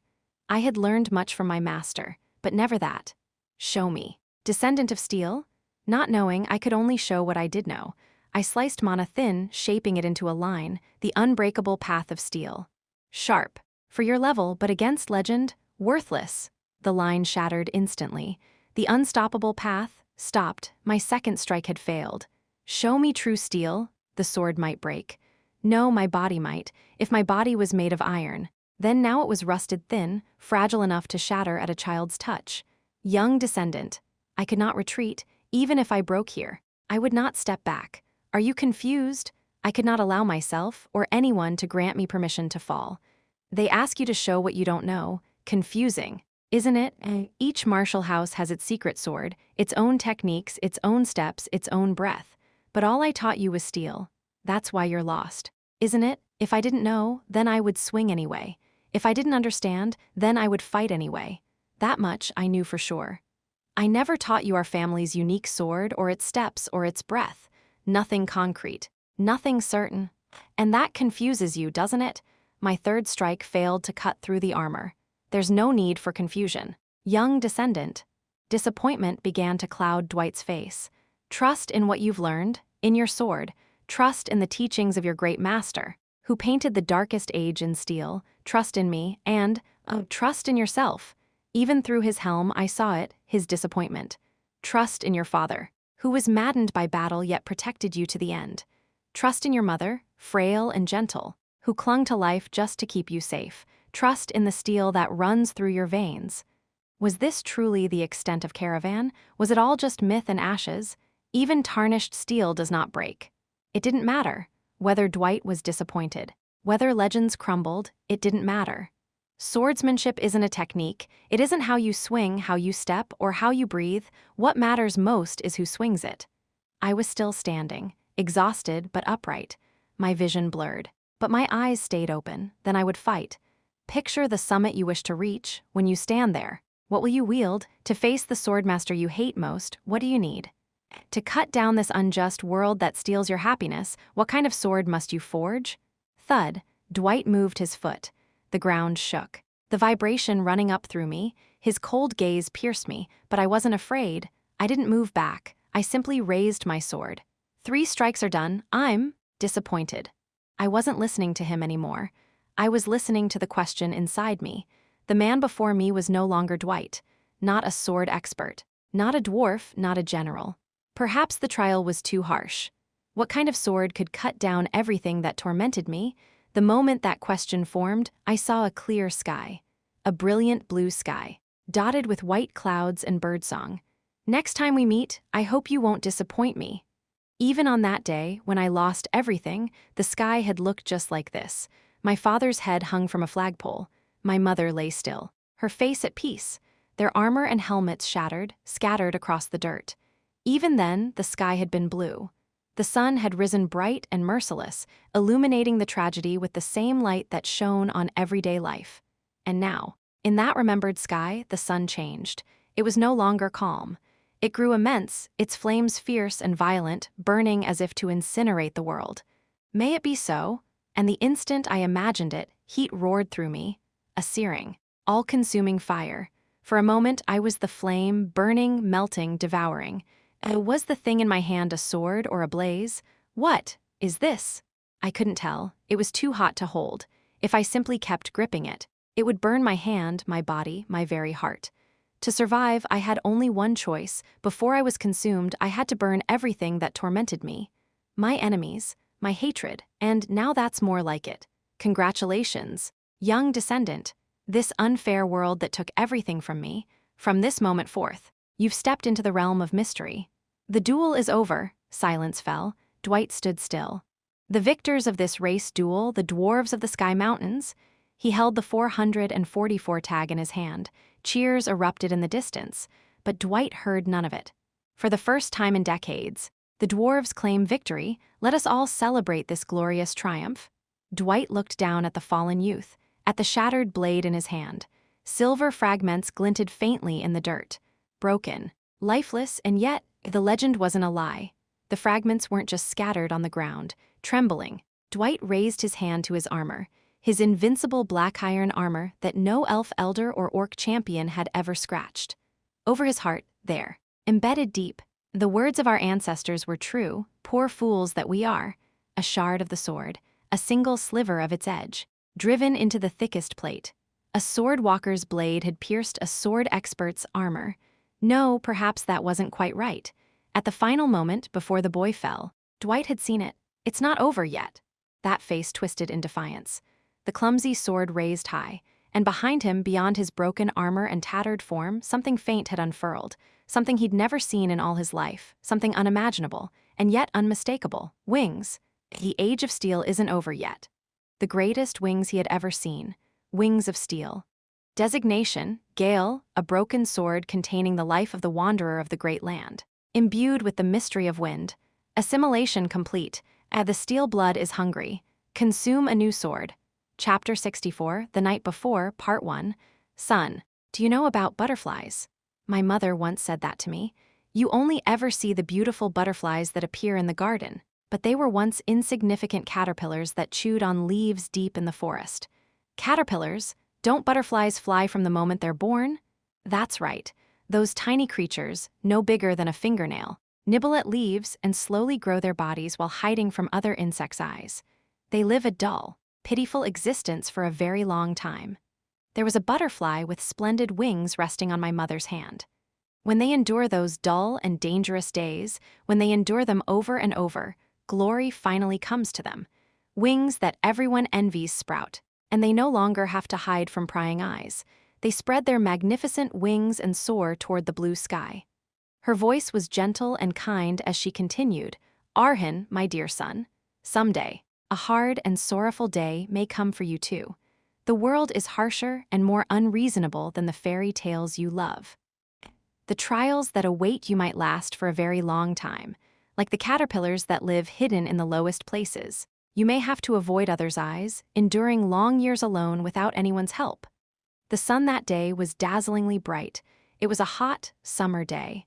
Such is the life of men in this iron kingdom, even your carefree dreamer of a father once endured cruel times. So did Demern, that always smiling blacksmith. Perhaps it's not only men. Before I met your father, I also suffered through such times. My childhood in Blade City was so terrible that I can hardly bear to recall it. Maybe it's not only men who live harsh lives, nor only those who live in the Iron Kingdom. Perhaps everyone in this world does. So, Arhin, my son, one day, you too will face the coldness of this world. It had been hard for me to understand back then, but I could clearly feel the affection in her voice. Whenever that time comes, remember the butterfly. My mother stroked my head. As I leaned into her soft touch, the butterfly on her hand beat its wings and took flight. Live without breaking. Don't yield to the world just because it's hard now. Endure today for the sake of tomorrow. Look not at the pain of today, but toward the radiant tomorrow. The butterfly gleaming in the sunlight was breathtakingly beautiful. When that harsh time passes, you too will be reborn as a butterfly. Yes, it truly was beautiful. A butterfly with wings so splendid that everyone will envy you, able to fly anywhere you wish. Why this memory surfaced now, I didn't know.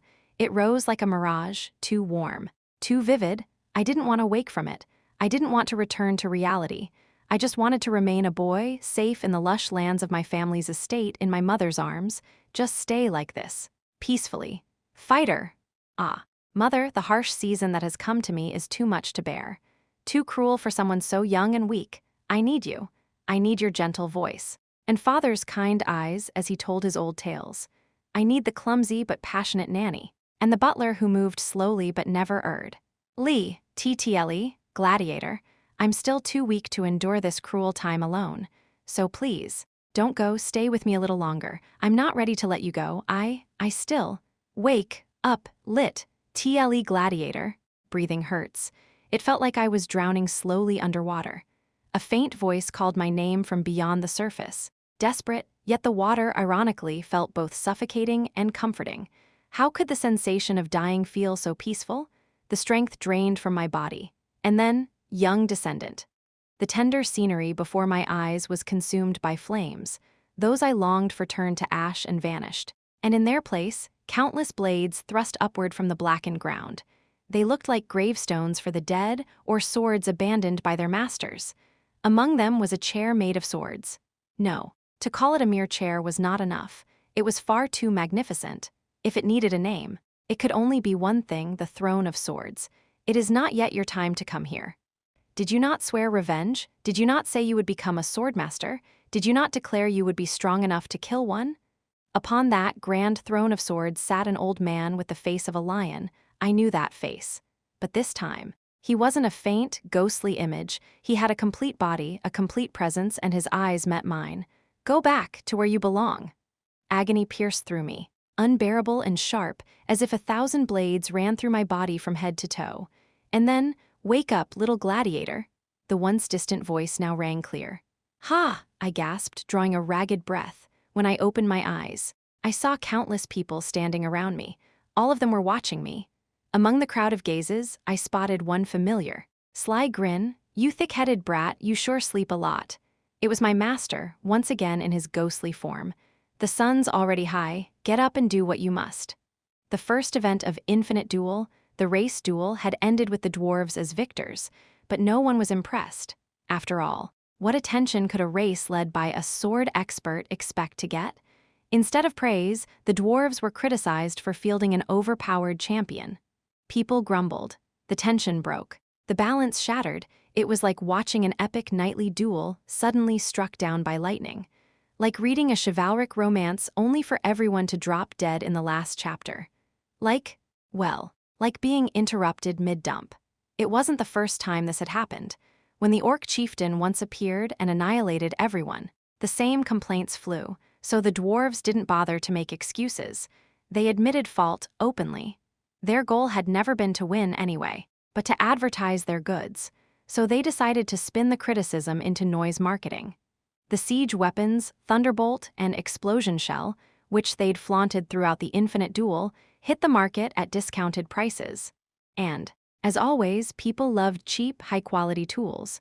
The dwarves might have lost face temporarily, but they sold plenty and recouped their profits soon enough.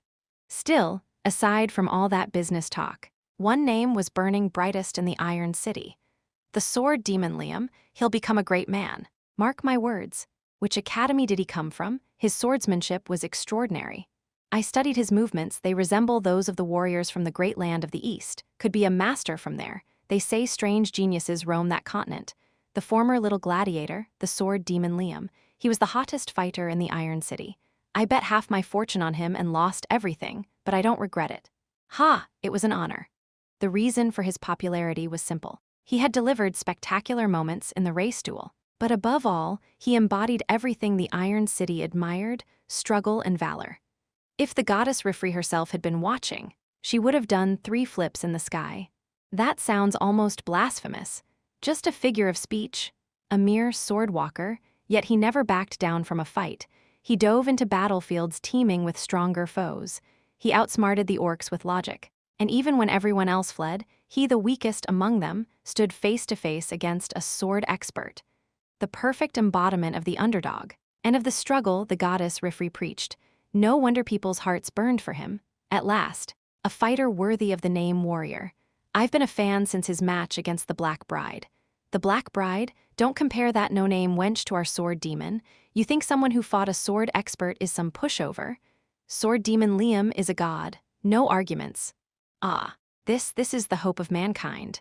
And thus, the name sword demon Liam spread farther than ever before. While I, Arhin, lay in the arena recovery room eating sliced apples, completely unaware. Well, Liam, as always, fame wasn't entirely a good thing. Why, that goddamn name of all things? Anyway, time moved on. They said it's not that serious. That was the doctor's report. My injuries weren't grave. Dwight hadn't struck me seriously had he fought in earnest. I wouldn't be lying in this bed. I'd be floating somewhere like Liam's ghost. I hadn't lost consciousness from his attack, but from the backlash of forcing Gale to its limit, and from another force I'd unknowingly awakened at the end. That searing heat that consumed my whole body ... it had burned my heart and mind until I blacked out. The omen of wings, Liam had explained it to me. The path within your body is hardening. Your inner force is beginning to affect the outer world. Your mystery is preparing to awaken. For a moment, that mystery broke through? Yes. For just a moment, I had glimpsed the fragment of a sword runner. But that doesn't mean you are a sword runner, as I told you before. For a caravan to reach that stage is a rare ordeal indeed. Yes, I remember. So don't get cocky. You're still worthless, slow, talentless, and your willpower's rotten. Even bedridden, Liam showed no mercy. Truly, a swordmaster's blade was sharp enough to stab even a dying man. Remember this, the wings of caravan are forged from 3 blades. You've only digested one. Young descendant. Indeed, the path ahead was long. Well then, one more apple, please. Okay, just a second, so maybe resting a little longer was fine. Say, ah, yes. Sial Yoon sat beside me, knife in hand, slicing the apple with surgical precision. The other fighters in the recovery room glared daggers at me. I'd seen those looks before. Their faces said it all. What's this bastard doing with his girlfriend here? Why are we stuck with nothing but sweaty dudes? Why doesn't anyone visit me when I'm sick? I just lay there and grinned back at them. Cutting apples is kind of fun. Really? Yeah, it's like peeling someone's face off, or maybe carving out their heart. Either way, it's not bad. I just hoped the others hadn't heard her, because her innocent face and disturbingly skilled knife work were terrifying together. After the race duel ended, after the name Sword Demon Liam echoed across the city, after enduring those heated stares in the recovery room, time passed quietly. Eventually, the arena announced the second event of the infinite duel, the war duel. Thanks to Iron Heart's resilience, I recovered quickly and attended the announcement with Sial Yoon. According to the rules, war duels recreated battles from history, large-scale team matches meant to honor and remember the wars of the Iron Kingdom. I wondered which historical war would be chosen. But then, a conquest war fought around the great land of the East? I've never heard of that. Do you know anything about it? Sial Yoon, what's wrong? You look pale. Her face turned ghost white. She was silent for a moment, then said, My homeland? Pardon? It's the war that destroyed my homeland. Her homeland caught in that war? That didn't make sense. The war duel was supposed to honor Iron Kingdom history. Why choose a conflict from the far-off East? But then, you ask if I know? Of course I know. I'll never forget it. Sial Yoon's expression hardened with fury I'd never seen before. My homeland was annihilated in that war. I was still reeling from her anger when the arena revealed more details and the prize for the winners. Then I understood why they'd chosen this war. 1. Fighters on the defender side, representing the fallen peninsula, will be provided the relics once wielded by that nation's warriors. 2. Collectors may recognize them as treasures symbolizing the dragon, including the dragon sword. 3. Upon conclusion of the war duel, these relics will be sold in a public auction. Lovers of glorious struggle under the goddess Rifri's light are invited to participate enthusiastically. It was nothing more than a grand marketing stunt, a flashy showcase to sell the relics of a dead nation for the highest price. And then came the final line: one fighter from the winning team will earn the right to claim a dragon relic, a golden opportunity for those interested in the spoils of a fallen land, a trap to lure the greedy. Little gladiator. Xiao Yun's cold voice echoed beside me, and I knew, without doubt, this war duel, I'm going to win it. Yeah, this wasn't going to be an easy battle. Chapter 65, The Night Before, Part 2, Genius. That was another name for the girl, Xiao Yun. This girl is special. Her other name allowed her black hair and black eyes to be seen not as flaws, but as marks of rarity on this foreign continent. From the very first moment she held a sword, she could tell. The moment she gripped that blade, she could be someone special. Lucky, aren't we, to find a gem like this in the sewers? It wasn't arrogance. Come with us, Xiao Yun. With your talent, you can live a new life. In this Iron Kingdom, those born with talent are always rewarded. Whether it's one of the 3 great academies or a knight order of the Blade City, you'll be accepted anywhere you wish. The word of your talent has spread. Some of the most renowned swordsmen in the Iron Kingdom are coming here as we speak, all wishing to take you as their disciple. Her talent changed her life. In this Iron Kingdom, all are equal under power. That's how this place works. It doesn't matter that you were once a peasant from the now-ruined peninsula, nor that you were a prisoner sold at a slave market by the soldiers of the Great Land. This is the Iron Kingdom.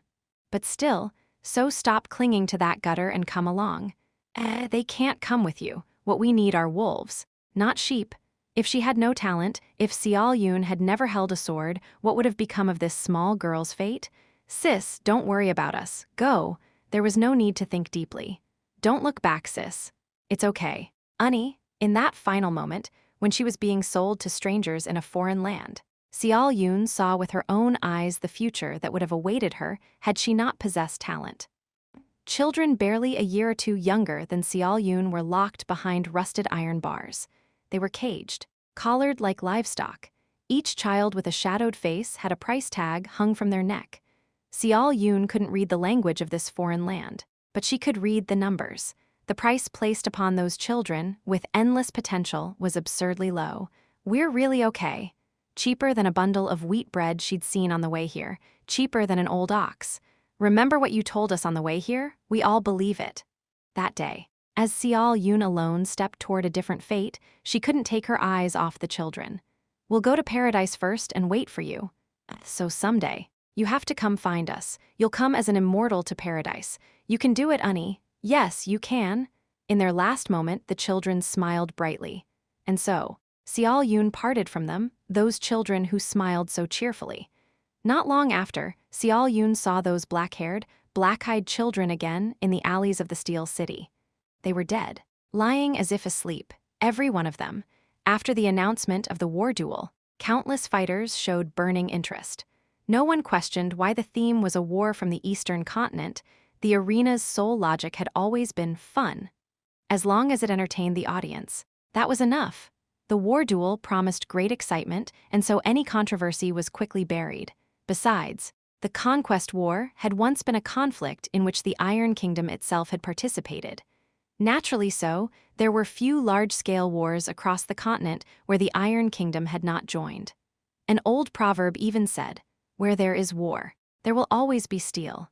True to that saying, the Iron Kingdom took part in the War of the East, and it was the Iron Blood Legion that finally crushed the peninsula, devastated by the legions of the Great Land. Soldiers of the Iron Kingdom trampled the desolated soil, hunted down captives for sport, and plundered treasures from the burning royal palace at will. Among those spoils was the dragon's relic. Though its original worth was low, the arena imbued it with legend, breathing story into it. That was their greatest art. All over Steel City, people buzzed with talk of the upcoming war duel. Some were excited, some anxious, and some indifferent, yet among them were those with dark expressions. It wasn't a ruined peninsula. It was Han, call it by its true name. You Western snub-nosed bastards. Call it the Korean Peninsula, unless you wish to die pierced by the swords of the fallen. Those with black hair and black eyes, swordsmen from the eastern continent, emanated a terrifying aura. Several drunkards who had uttered insults toward them ended up dead. Headless corpses rolled in the streets, forcing Firma's city guards to rush about in alarm. And I'll return the day before the war duel begins. Seol Yoon was among those filled with fury. Upon hearing the details of the war duel, she declared she would win and vanished soon after, taking only her sword. The last look on her face had been like ice, cold, as if forged from the bitter north, brittle enough to shatter if touched, but I couldn't stop her. Your face looked worse than hers once, young descendant. Because I understood better than anyone how she felt. The rage that bound one to the past, the feeling of swinging one's sword driven by that rage, I knew it all too well. So I let her go. As I watched her departing back, Liam said, "Leave the girl be, worry about yourself." "Are you sure she'll be fine?" "Of course not, but have you forgotten what I said about her?" Liam raised an eyebrow. "That girl is a genius. Young descendant. You should know, I never lie about the sword. The talent I saw in her is unmistakable, the talent of a true genius." His voice grew firm. "You don't yet understand how terrifying and violent the gift of a genius can be. That's why you can still ask foolish questions like whether she'll be fine." Liam's gaze fixed on me. "Mark my words. Young descendant, before this duel even begins, that girl will surpass your realm. You'll come to realize painfully how unfair heaven's gift to geniuses truly is." "You mean?" "Yes," Liam nodded. "That girl will soon spread her wings. She'll become a sword runner." And in my experience, Liam was never wrong about such things. Thus, the night before the duel, the night before the storm, flowed on through the Steel City. The atmosphere in Firma, the Steel City, burned hot. Even the random killings by Eastern swordsmen, or drunken brawls that broke out every night, nothing could cool the fever of the city. Amidst that unending heat, a guest visited my lodging. "You've recovered quickly. Heir of steel." The legends weren't wrong, they said the heart of steel hardens faster the more it's struck, like a blade that cools and tempers the instant it leaves the forge. Thud, a mug of beer hit the table. Beyond it stood a group of splendidly bearded dwarves, and at their center, Dwight. Yes, that terrifying dwarf was my guest. "What brings you here?" "Perhaps to see the end of the duel I couldn't finish last time." "Then I suppose I'll die. Will you at least give me time to leave a will?" Puhaha, still can't take a joke. How do you say such things with that straight face? I'm beginning to think your skin's made of steel too." Ah, had I finally inherited my master's steel-faced composure? I sighed at Dwight's teasing. "Enough jokes. Let me explain why I came." "I'm listening." "All dwarves who came to the Steel City as fighters are leaving soon, myself included. Only the young merchants and artisans will remain." He took a deep gulp of beer, Kaya, a resounding sigh. "Heir of steel. I won't return to this city. I'm a general sworn to defend the Dwarven Kingdom. If I'm gone too long, the harshness of the Sky Mountains will tear down our walls in days. And if I stay too long, I'll draw the attention of that monster." "Monster? You mean?" "The prince's executioner." Swordmaster Carlos, Dwight spoke his name. "That monster might use our meeting as a pretext to invade our kingdom and slaughter every dwarf over 18. Our walls, weapons, centuries of tactics, none of it would stop him. That's what it means to be a swordmaster. Of course, only a swordmaster can kill another swordmaster. So yes, I'm running away disgracefully, but out of fear." Dwight's eyes burned with frustration. "But no matter how afraid I am, I can't leave without doing something. Knowing that the heir of steel still stands, I'll offer what little aid I can." "Little aid?" At my question, Dwight tapped the shoulder of the dwarf beside him. "If it were up to me, I'd give you every weapon in the Golden Vault. Legendary swords that once belonged to heroes, they'd amplify your power immensely. Among them are blades used by your ancestors, the caravans of the Age of Glory. We've kept them safe. But the Golden Vault lies far away, and it cannot be opened now. The greedy master of the sky is watching us." "You mean, the dragon?" At that word, Dwight's voice trembled. If we open the vault while those creatures watch, their breath will burn us to ash and they'll steal every treasure, hoarding it in their nests. So, not yet. So as I said, what I can give now is small. Then, the dwarf beside him hefted a huge bundle onto the floor. Thud. The heavy sound echoed. I glanced from the bundle to Dwight. My eyes asked the question. He answered. When we fought, I noticed something. Your weapons are crude. These aren't our finest works, but still far better than what you're using. Choose freely.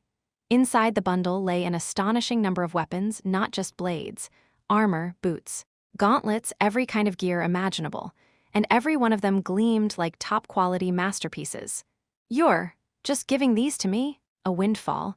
Even Daisy's gifted weapon couldn't compare to this trove. Dwight nodded, eyes shining. These are nothing, take them. The dwarf's generosity was overwhelming. Even I could tell these were no ordinary arms. Mithril-coated armor that glowed blue. Long swords emanating an eerie edge, all of them extraordinary.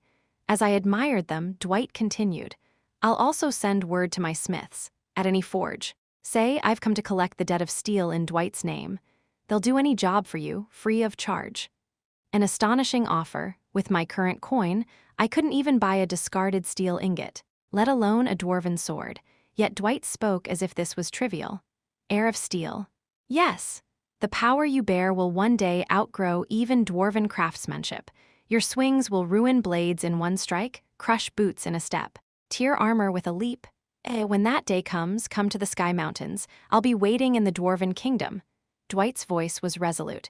When that time comes, I'll open the lock of the Golden Vault for you myself. After that distant promise, Dwight and his kin departed. I returned to the inn to carefully choose among the gear they'd left. Before leaving, Dwight had given one last piece of advice. As we leave, other mighty warriors of various races are leaving too. The next duel may not be as fierce as the race duel. Still, don't lower your guard. The greedy are sometimes deadlier than demons in the night and more tenacious than beast folk in the mountains. Stay sharp. I took his words to heart. I had no intention of relaxing, even if many extraordinary fighters had left. In the infinite duel, I was still one among countless warriors, nothing more. The Steel City might chant my name for my bravery, not my skill. So my task remained unchanged. Stay vigilant, doubt everything, walk the best path, and win, no matter who the opponent was. As I steadied my mind once more, the night before the war drew to its close. The start of the war duel approached. Then, young descendant, Liam murmured as the dawn sun rose, be especially careful this time. His tone was heavy with meaning. The swords are coming, 10 swords. As the infinite duel continued, the number of people flooding into Firma skyrocketed. After the thrilling race duel, spectators now gathered to witness the second event, the war duel, in person. Where crowds gathered, merchants followed, eager to profit, and where money gathered, everything else did too. Naturally, that included bandits. Oh ho, look at these fine gentlemen, full of confidence. When crowds swell, thieves thrive. Bandits across the Iron Kingdom caught wind of the rumors and swarmed the routes leading to the Steel City. Do we really have to rob them, boss? Why not? They've got no baggage. No carriage, look broke. Let's skip 'em and go for the next lot. Plenty of merchant caravans around. Among them was a particularly notorious criminal. Idiot, can't you tell he's a noble? Ransoms like that could make us rich. Attacking merchants is dangerous. Who knows what mercenaries they've hired? I heard one caravan even brought a witch from the Sky Empire for protection. What? A witch? Yeah, so just do as I say. Have you ever seen the butcher pen fail? Haha, never. Boss, we'll follow your lead. The butcher pen. A cunning criminal who once wiped out entire night orders, infamous for his brilliance and brutality. At that moment, Penn brimmed with confidence. In his mind, he already saw the glory other bandits chanting his name, his fame spreading through the Iron Kingdom. A pleasant dream of infamy and profit. Stop right there, you fools. Lost in his fantasy, Penn raised his beloved twin-bladed axe and blocked 2 travelers. No carriage, no load, 2 men walking alone. He sensed no mana from either of them, no hint of danger. Civilians, clearly, arrogant nobles. He thought, who else would dare walk through such a forest road without even a single guard? On your knees, you're the targets of the butcher, Penn. Behave, and I'll spare your lives for a fair ransom, heh. Penn laughed. Spittle flying, but the 2 men didn't move. They didn't even flinch, just stood there. staring silently. Pen thought they were frozen in fear. He thought so until the man on the right lowered his hood. How many times must I see this? So many vermin gnawing at the dignity of the Iron Kingdom. I've seen your kind bleed 1,000 times, yet still you remain. When the hood fell, moonlight gleamed upon the man's hair, gray, cold like steel. You refused the carriage, your highness, and insisted on walking. Naturally, such pests would appear. Indeed, but what does it matter? The air is fresh. And even this black-hearted man beside me adds to the scenery. It's a rare thrill, a delightful diversion. Gray hair? No, to Pen's eyes, it wasn't gray. It wasn't even silver. Ah, I suppose I missed the first event. No matter, what I see before me will be a far more beautiful dance. In the Iron Kingdom of Cherville, that color had only one meaning, the color of steel, the symbol of iron blood, the mark of the kingdom's ruler. Pen's mind went blank. Then he glanced at the other man, the one in rags beside the steel-haired noble. At that instant, he felt it, the power he hadn't sensed before. Now that they were close, it hit him like a storm. What stood before him was no man. What stood there was a sword. You're over 18, unlucky for you. 10 swords. Chapter 66, War Duel, Part 1. The equipment Dwight had gifted me were all masterpieces. From among them, I chose the ones that would be immediately useful to me. Not bad at all. After ingesting Wild Instinct, my body no longer held the fragile power of a boy. Yet even so, the nature of my sword had not changed. From needle to fang and now to gale, my swords have always shared a single direction. Crude, reckless blades like those of the northern barbarians or orcs did not suit me. A swift sword, the most fitting way to make use of my doubts, to slit the enemy's throat through the smallest opening. My body had changed, but my blade still walked that same path. A larger body and feral strength are mere tools. To abandon the weapon you've honed just because you've gained something new, that would be foolish.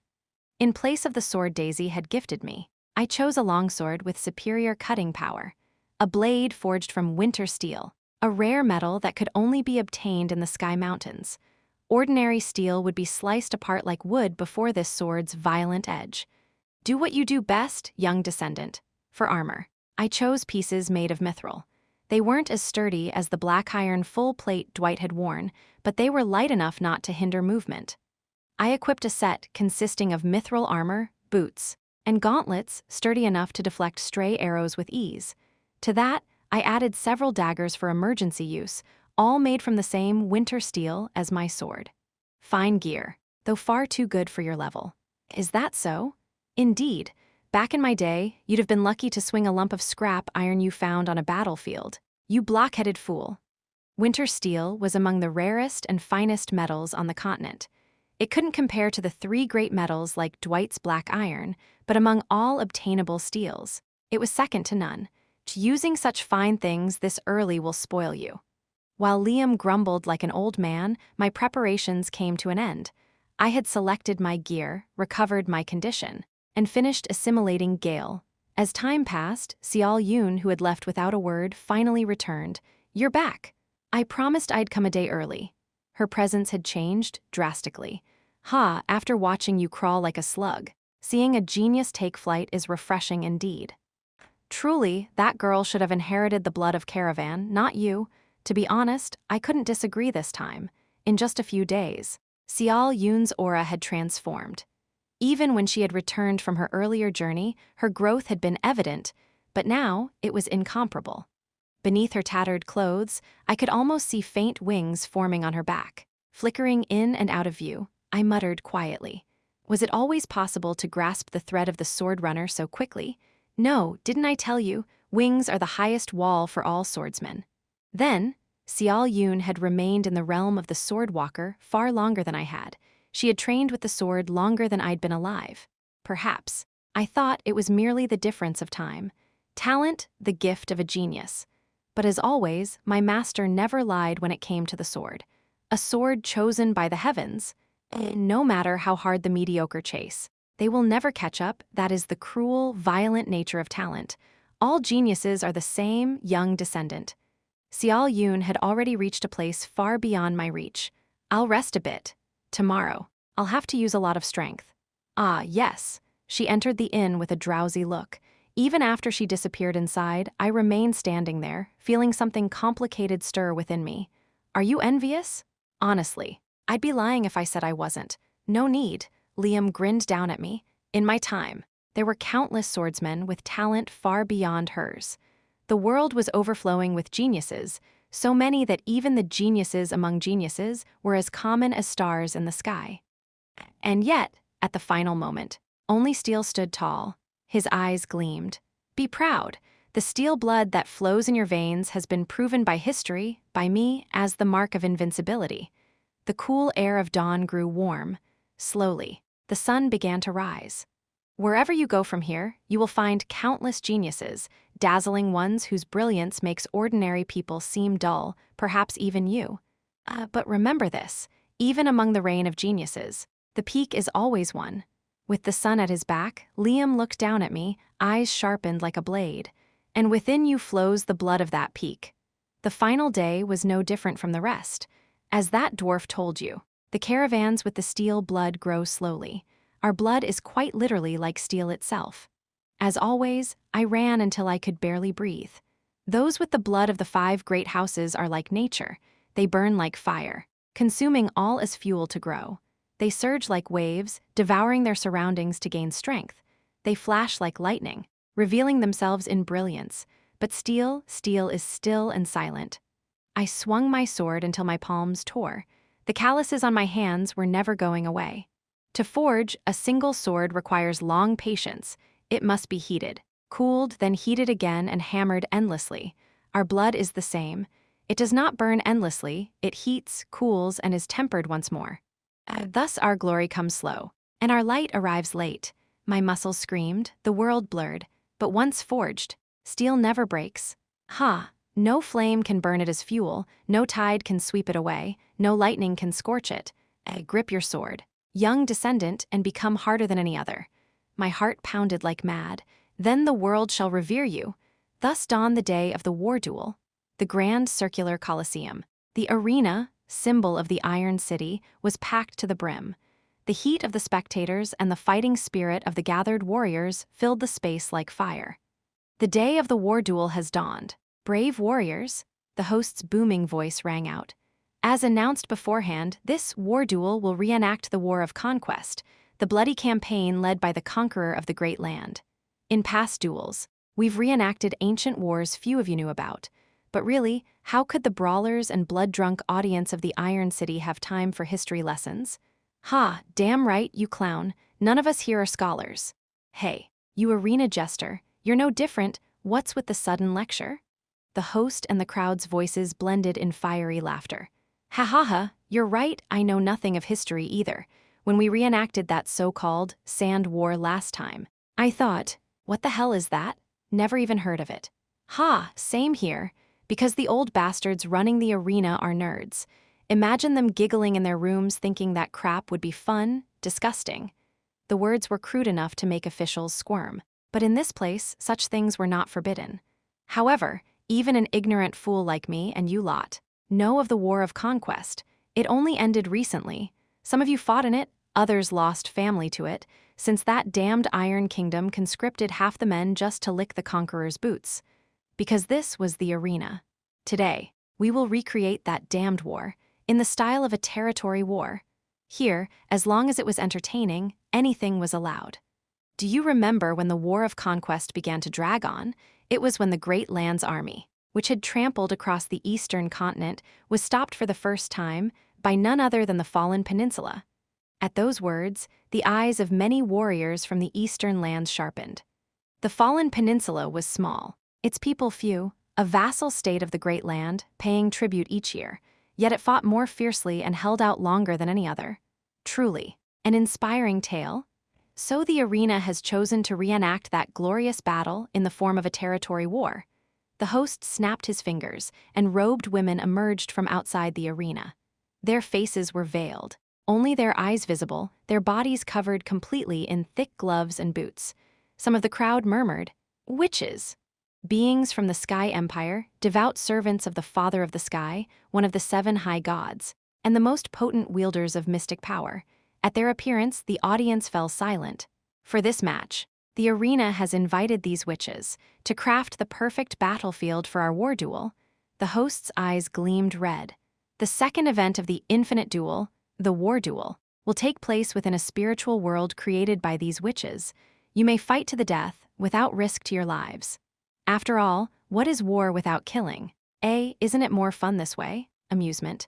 The arena's pursuit of primal entertainment was steeped in madness. And of course, hell yeah, a real duel means someone's gotta die. The crowd of the Iron City was no different. The arena was always a place of frenzy. As the match is a territory war, each fighter must choose one of two sides. The first, the Great Land, you will act as the invading army. Break the fortress walls within the time limit to win. The Great Land Army, recreated by the witches, will include their infamous cavalry who never knew defeat. A few shouted from the stands. Then that's unbalanced. Only the Sky Empire could stand against them on open ground. These lunatics really made another broken match. The host raised his voice again. Patience. The second faction is the Defenders, the Fallen Peninsula. The Han faction. Those who choose this side must repel endless waves of invaders and defend the fortress walls. As announced, fighters of the Han side will be lent the sacred armament symbolizing dragons, the dragon sword. Well, that's still, but there's more. To balance it further, he threw his arms wide. The wielder of the dragon's sword may summon the dragon who once protected the Fallen Peninsula, the guardian dragon, up to 3 times, each for 1 minute before the duel ends. With this, I believe the scales are balanced. It was shocking, utterly shocking. The crowd fell silent, but the host didn't allow them time to think. Now, warriors, choose your sides, and thus the curtain rose on the war duel. Little gladiator, I have a favor to ask. As fighters chose their sides, Xiao Yun approached me. I'll be joining the Han faction. I decided that the moment I heard what this duel was about. I had expected that. I'd felt the fury she carried. I too planned to choose the same side, but you should join the Great Land. What? This duel will take place in a spiritual world. I see it as a chance for us to fight with our lives on the line, to see each other's swords down to their roots. It was an unexpected proposal. I intend to win this duel. Even if it's a clown's play, a fake victory, I still want it. But just as much, I want to see your sword, your true fangs, the ones that don't appear in polite duels. We'll never see them if we fight on the same side. So just this once, fight me as an enemy, that's my request. Her expression was serious. It troubled me, to fight Xiao Yun seriously, even in a spiritual realm, to clash blades to kill with someone I called a friend. It felt wrong. I should refuse. Tell her we'd fight together. As always, and yet, to be honest, I said, my heartbeat quickening, I've wanted that too. A genius. The one who'd once defeated me, the Black Bride. The swordswoman even my master had called heaven blessed. Then I accept. Xiao Yun. For those who lived by the sword, how could one refuse? However, something inside me began to burn. If I win, if the Great Land triumphs, and the right to claim the dragon's armament falls to me, I'll keep it for myself. Fine by me. Perhaps she felt the same. If you can, that is. In that moment, we were no longer Arhan and Xiao Yun, the little gladiator and the Black Bride. 2 warriors facing each other once more in the arena, as enemies, aiming for each other's throats. And now, let the war duel begin. There was one thing we didn't yet know. This sacred duel shall be dedicated to the goddess of justice. Refri, the arena, was a place utterly mad for entertainment. I opened my eyes within the spiritual world crafted by the witches. Their magic was truly as mysterious as rumored. The realm felt no different from reality. Every sense was vivid, every sight perfectly real, but something was wrong. A voice echoed in my head. You have chosen the Han faction. Defend the fortress until time runs out. Why was my faction Han? Chapter 67, War Duel, Part 2. Everyone, don't be alarmed, this isn't an error. The host's voice rang out, filled with excitement. This was our intention. Those who chose the Han faction will be assigned to the Great Land. And those who chose the Great Land will now fight for Han. We've deliberately reversed your choices. There was laughter mixed in his words, unmistakably deranged. After all, wouldn't it be too dull if all the Eastern warriors fought for Han, while the rest became invaders of the Great Land? Predictable, boring, expected. So we decided to make it more fun. Madness. There was madness in that voice. To all you Eastern warriors trembling in your boots, fight now as the conquerors who destroyed your own lands. Crush your homeland with your own hands.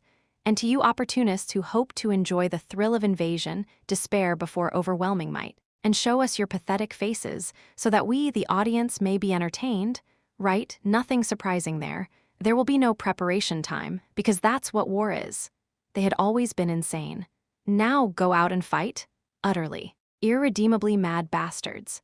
Han, a peninsula on the eastern frontier of the continent, a nation that vanished without a trace after being swept up in the Great Lands War of Conquest. That fallen land was now perfectly reconstructed through the witches' mystic arts. The recreated Han encampment was pitiful. The barracks held not a single decent weapon, just rusted iron swords, dented helmets, crude armor, and bows with slack strings. The beds were little more than straw mats fit for slaves, and the floors were crawling with centipedes. Inside those neglected barracks, countless warriors frowned in discontent. Why? Why the hell am I stuck here? They were all fighters who had chosen the great landside, those who wanted to rampage as invaders, revel in destruction, and bask in violent glory. But their plans had just been flipped upside down. Most of them looked displeased, but I couldn't afford to care. Whether the situation was miserable or not, the war duel had already begun. And in war, one had to adapt to the battlefield as it was. My equipped gear remains the same. Even within this spiritual world, my equipment hadn't changed. The dwarven-made arms Dwight had given me still protected my body. That was fortunate, since Han's native gear was garbage. The weapons hanging on the walls were useless junk, the swords would shatter mid-fight, and the armor wouldn't stop even a single arrow. And since the Great Land has its recreated invasion army, we must have our own defenders here as well. Indeed, outside the barracks, beyond the warriors, stood soldiers of Han. Unlike the listless fighters, these soldiers looked grim but resolute. They knew the Great Land's forces would come, and yet, they hadn't given up. They would serve as valuable allies in this war, and so they swapped the factions. A foul trick, but since it's begun, I'll do my best. Ha! Fighting from the losing side is thrilling in its own way. The goddess Rifri herself says there's glory in overturning hopeless odds. Not all fighters had lost their spirit. Some, like me, accepted the situation immediately. And then, you miserable lot, stop whining and gather up. Grumbling won't change a damn thing. A voice roared across the barracks, rough, booming, unmistakably full of vigor. We're fighters. Aren't we, idiots who only know how to fight? So quit your whining and fight. Nothing's uglier than big men sulking like children. The tone was distinctly orc-like. At first, I thought an orc had spoken. But the voice, for all its force, carried a subtle feminine note. And sure enough, it belonged to a woman. And besides, isn't this a good opportunity? Instead of fighting as the broken army of a ruined nation, we get to face one of the most powerful legions on the continent, the Great Lands Conquest Army. What fighter hasn't dreamed of facing them at least once? And here, you won't even die. You can fight all you want. She was large, muscular, with sun-bronzed skin and armor that covered only her vitals. A massive greatsword rested in her hands. Her long, thick hair was tied high, swaying like a horse's tail. Everything about her screamed warrior. For a moment, the others went silent. No one mocked or laughed at her for being a woman, because her exposed limbs, shoulders, and legs were covered with intricate violet tattoos, the mark of something undeniable. A Valkyrie. Valkyrie? A title bestowed upon only the greatest warrior women of the barbarian tribes living in the northern mountains of the Iron Kingdom. Their most distinctive trait was their blood-marked skin, the violet tattoos they engraved through their ancient rituals. A northern warrior woman? Here. If a Valkyrie speaks, it's worth listening to, and better listen if her tone's any clue. Refusing might be dangerous. Barbarians are nearly as mad as orcs. The crowd murmured in awe. Liam's voice echoed within me. A Valkyrie, eh? Been a long time since I saw one. Times have grown soft indeed. In my day, Valkyrie was a title reserved for at least a sword expert. He stroked his chin, smiling faintly. Regardless of her rank, she'll be a fun warrior to watch, young descendant. Whenever you've said that, it's never ended well for me. Master, haha, but hasn't it always been interesting? Barbarians are fascinating. Sometimes they do things even orcs would call wild. I sighed inwardly. Then I should avoid her. If there truly existed humans who could outmatch orcs in recklessness, I wanted no part of them, but of course, oh, you there. With the old helmet, aren't you the sword demon Liam? My life never went the easy way. Perfect. Come here, I've watched your duels. You're the bravest warrior I've seen, fighting gloriously, never backing down. No matter the foe? What?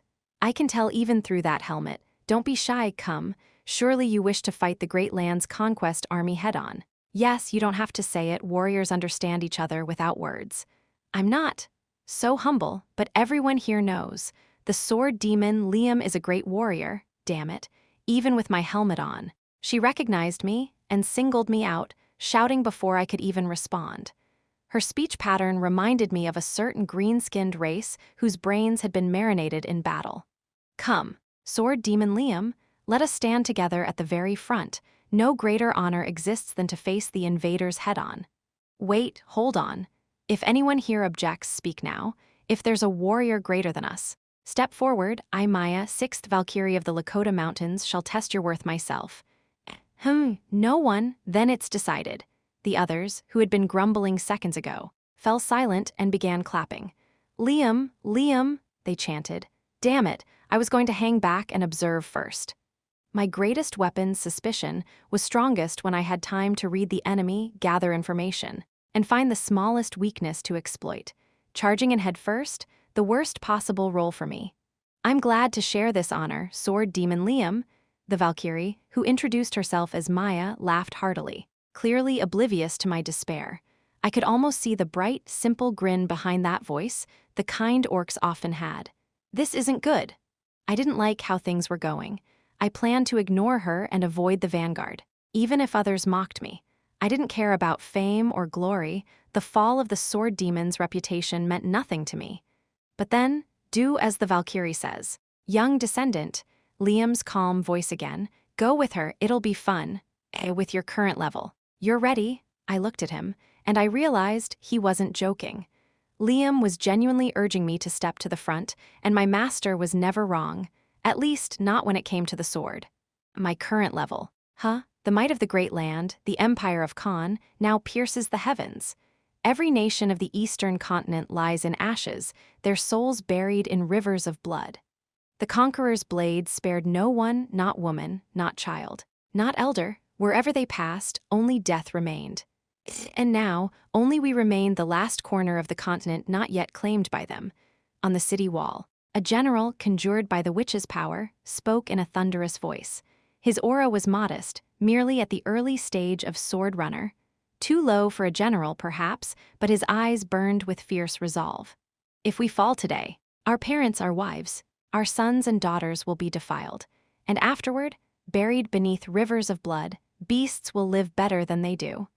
So we cannot lose, we must not lose, he continued. History may never remember us. Our odds against the great land's invincible legions are slim to none, but we must fight regardless. Even if we are forgotten, even if no glory awaits us, we must take up our swords and spears, because we are human, because we are fathers, sons, and husbands. History is written by the victors, but here, the forgotten story of the defeated was being relived. As his speech went on, the ground began to tremble. Dust rose from the horizon. A distant thunder of hooves echoed, and then they appeared, ranks of steel-armored warhorses, carrying the great land's terrifying cavalry. The Legion of the Eternal Sun arrives. The general stared at them calmly. Loose the fire arrows. That command signaled the start of war. Flaming arrows streaked across the blue sky like rain, but despite the desperate volley, the arrows met no success. A blinding flash erupted, and a transparent barrier formed, shattering their momentum and dropping them harmlessly to the ground, the invaders' magic defense. Han's army had neither the knowledge nor the power to understand such mysteries, yet they did not flinch. They had known too much defeat already. Fear had burned away long ago, leaving only grim resolve. And then, the great land, the Khan Empire, was founded by the fourth swordmaster to appear on this continent. After uniting the Great Plains, he forged a vast empire. They learn battle before they can walk and ride horses instead of studying. To them, war is play. At the very front of Han's line stood me and the Valkyrie Maya. The nations of the East mocked them as savages, beasts no better than orcs. but since the day their first conqueror began his war, no one has dared mock them again. For on that day, all the East beheld the god of war descending to earth, young descendant. The great land's army closed the distance, fast, frighteningly fast. Their legions are unmatched, even without a swordmaster. They would still have conquered. To face such a force, doesn't that excite you? Not particularly. The ironclad cavalry came into view. I took a slow breath. Mana filled my lungs, my body, every fiber of my being. The second heart pulsed, carving the path within me, sharpening the world into clarity. Young descendant. My hand gripped the sword. You have faced many strong foes. I closed and opened my eyes once. The trials that tormented you, they forged you harder than before. You'll see now that none of it was in vain. Through the onrushing army, I could see clear lines, threads of light weaving like a spider's web. I knew what they were. The sword was showing me the path I must take. I drew in a deep breath, and with it, the wind entered me. Show the conquerors of the East, the wind gathered, and my body leapt forward, soaring toward the incoming cavalry. What the true summit looks like. I saw their banners whipping in the wind. I saw the shock in their eyes as I closed the distance in an instant. The commander's mouth opened, his voice booming to give an order. Stow!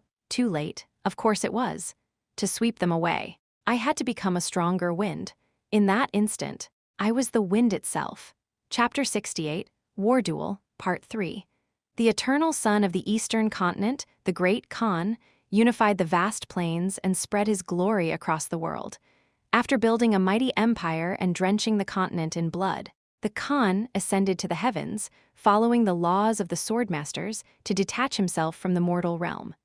Yet even after the first Khan departed, the name Khan did not vanish. The Khan is the eternal sun that never sets. The warriors of the Great Plains, inheriting his will, desired to plant their banners on every inch of land across the continent, but that was not easily done. In time, the vast empire of the Great Land fractured. Ideology, ambition, and countless interests plunged the empire into chaos. The Great Land was no longer ruled by a single Khan, but by dozens of lords and a powerless king. The empire turned into a tangle of grinding gears. In that age of chaos, a great warrior appeared, claiming to be a descendant of the Khan. The lords mocked him. They called him a man of no lineage, a brute with no education. The powerful scoffed, and the weak followed suit. But the mockery did not last long. The so-called heir of Khan slaughtered every lord across the Great Land and mounted their heads on the ancient Khan's standard. Beneath that blood-soaked banner, the warriors of the plains trembled in awe. Khan has returned. The divided powers united in an instant. After all, this land was the domain of the Khan's children, people who worshipped strength and conquest. A great warrior who crushed the heads of nobles without politics or scheming, relying purely on strength, to the warriors of the plains. He was the reincarnated god of war. The Khan returned to earth. Thus, standing like a god, the Khan's descendant declared. He would plant the Khan's banner across the entire continent, reclaim the lost glory, and forge a new age for his people. The descendant of Khan declared war. The Great Land had no navy and poor shipbuilding skills, so their conquest turned toward the eastern continent. The War of Conquest began, and it was swift and brutal. The peaceful nations of the East, softened by years of prosperity, once again tasted the nightmare known in history as the Great Land. 6 nations were consumed by fire and reduced to ash. Men, women, and children were all turned to dust. The Great Land's conquest army always offered but one chance: surrender. If refused, they rejected all negotiation and unleashed utter destruction. Faced with such overwhelming power, the eastern nations capitulated without a fight. For the Great Land had the descendant of the Khan, and their conquest army was the strongest land force on the continent, rivaled only by the Sky Empire. In the end, every nation fell under their rule, save for one. A tiny, insignificant land, shaped like a tiger's claw on the map, the peninsula on the far eastern fringe of the continent. Han. When the conquest army arrived at its doorstep and demanded surrender, the king of Han, dressed in his golden robes, calmly gave a short answer: "Go to hell." No one expected it. Some said the king of Han had lost his mind from terror, but the real surprise came after. Han repelled the conquest army not once, not twice, but 3 times. Thus began the longest war of the century. The witches' magic had faithfully reconstructed the great land's conquest army within the spiritual realm, though they couldn't perfectly emulate every detail recorded in history. The army's might was undeniable, yet in this moment the conqueror's vanguard stood dumbfounded. What is that? Against their charge, the army of hands sent forth a single warrior wearing an old helmet. And that lone swordsman was tearing through the battlefield. With every swing of his sword, the heavens trembled and the wind howled. The proud cavalry were thrown from their mounts and killed instantly. The momentum of the vanguard broke, and the soldiers behind faltered. For their conquest army's pride to be wounded by one man, it was unthinkable. Kill him, tear off his arms and legs, mount his head on our banner. Their fury converged on the lone swordsman. Spearmen surged forward, veterans, men whose names carried weight. But, 9 of those seasoned soldiers were dead within 7 seconds. The others realized something was terribly wrong. The way that swordsman fought, it was unnatural. His first strike was vicious, like that of a vengeful woman warrior. His next was silent and cold, like an assassin's blade. The last was precise, elegant, a Western knight's thrust. Someone muttered, "A spirit?" And indeed, to win this war, Han has summoned a ghost. Logic could not explain what they saw. A haunted blade. The sword demon blocks our way. Countless spears and blades danced before one man's sword, and yet they were all being toyed with. Through the dust, the swordsman in the old helmet looked less human than phantom. Well, fighting on the front lines was a stupid idea after all. If they could have heard what that swordsman was mumbling to himself, they might not have been so afraid. This is insane. I'm not going to die from a sword, I'm going to drop dead from exhaustion. Ha ha ha, but isn't it fun? Damn it. I keep telling you, don't stop at damn. Finish the truly insane. The conquest army was mighty, yes, but that didn't mean every soldier in it was. No army in the world could be made of pure elites. That was where my suspicion took root. Through the eye of doubt, I saw it clearly. The vanguard was weakly composed. Their muscles were trained, their weapons sharp, their horses strong, their charge formidable. But even the strongest armies had weaknesses. Their numbers were their greatest strength and their greatest flaw. To maintain such vast forces, the great land must have chosen mass production over mastery. Better to train 100 decent soldiers in a week than one master swordsman in 20 years. Thus, while their overall level was high, the number of true elites among them was few. Even their spears, mass-forged, standard issue, told me as much. Besides, no sane commander would risk true experts in the vanguard, not when there's an army to spare. For on the battlefield, anything could happen. Even a sword runner could die to a blind arrow or a desperate swing. My master had said, on the battlefield, even a sword beginner can kill a sword runner. A famed swordsman can die by the hand of a grieving mother, and he was right. Surround him, don't let him disrupt our formation. This battlefield was unlike any fight I'd known. Arrows rained down. When I dodged them, spears followed. Crude weapons, no mana, no aura, just pure muscle, yet still deadly. I read the lines and barely evaded, spinning and weaving like a dancer. But I couldn't avoid everything. A spear struck from a blind spot, ting, a clear note rang out as it glanced off.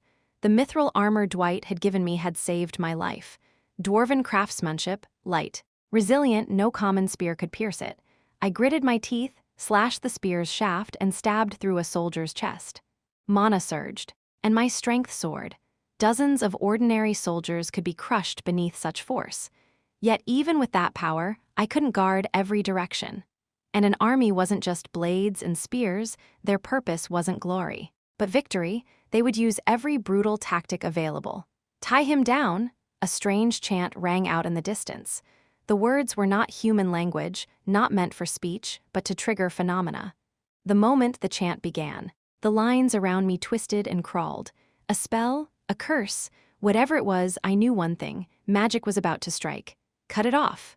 I'd learned how to counter magic when I fought Jerry Selfit, the black mage who invaded my territory. When doubt and steel blood merged, even a sword walker could cut through magic itself.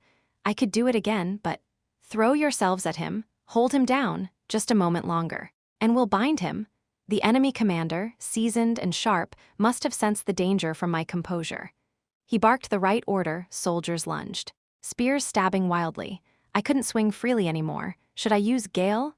No, the space was too tight, without room to move. The wind couldn't form. Then, rely on my mithril armor? Mithril was famous for resisting the arcane. It might withstand 3 or 4 spells. No, that's not right. I shook my head. That wasn't the best move. Doubt must be applied everywhere, even to one's own judgment. So what was the best move? The lines before me twisted into 1,000 possibilities. Then, from behind, Sword Demon Liam, over here. The thunder of hooves followed the voice. I turned, and there she was, mounted on a powerful steed, her long hair whipping like a horse's tail. The Valkyrie Maya, a true northern barbarian warrior, rivaling even the Great Land's cavalry in her mastery of horsemanship. A glorious fight. Sword Demon, but how can you wage a war alone? War is fought together. Maya reached out and grabbed me by the arm, hauling me up onto her horse in one fluid motion. In place of her greatsword, she now held a long spear that spun gracefully in her hand. Now, let me show my worth too. Wait, Maya, there's magic coming. I don't know if it's a spell or a curse, but I know my blood-marked skin warns me foul sorcery approaches. Then, do not fear, Sword Demon. Have you forgotten the ancient saying? She smiled, eyes burning like coals. Only magic can answer magic, Valkyrie Maya. As her hair swayed, faint light shimmered behind her, wings of red, glowing like blood. She sang softly, almost reverently, "The winter that never sleeps walks with me," and then she leapt from her horse.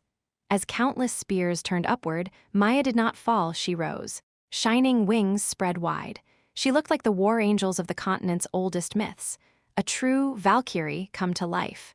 The dance of the Valkyrie. It's been a long time, Liam murmured, delighted.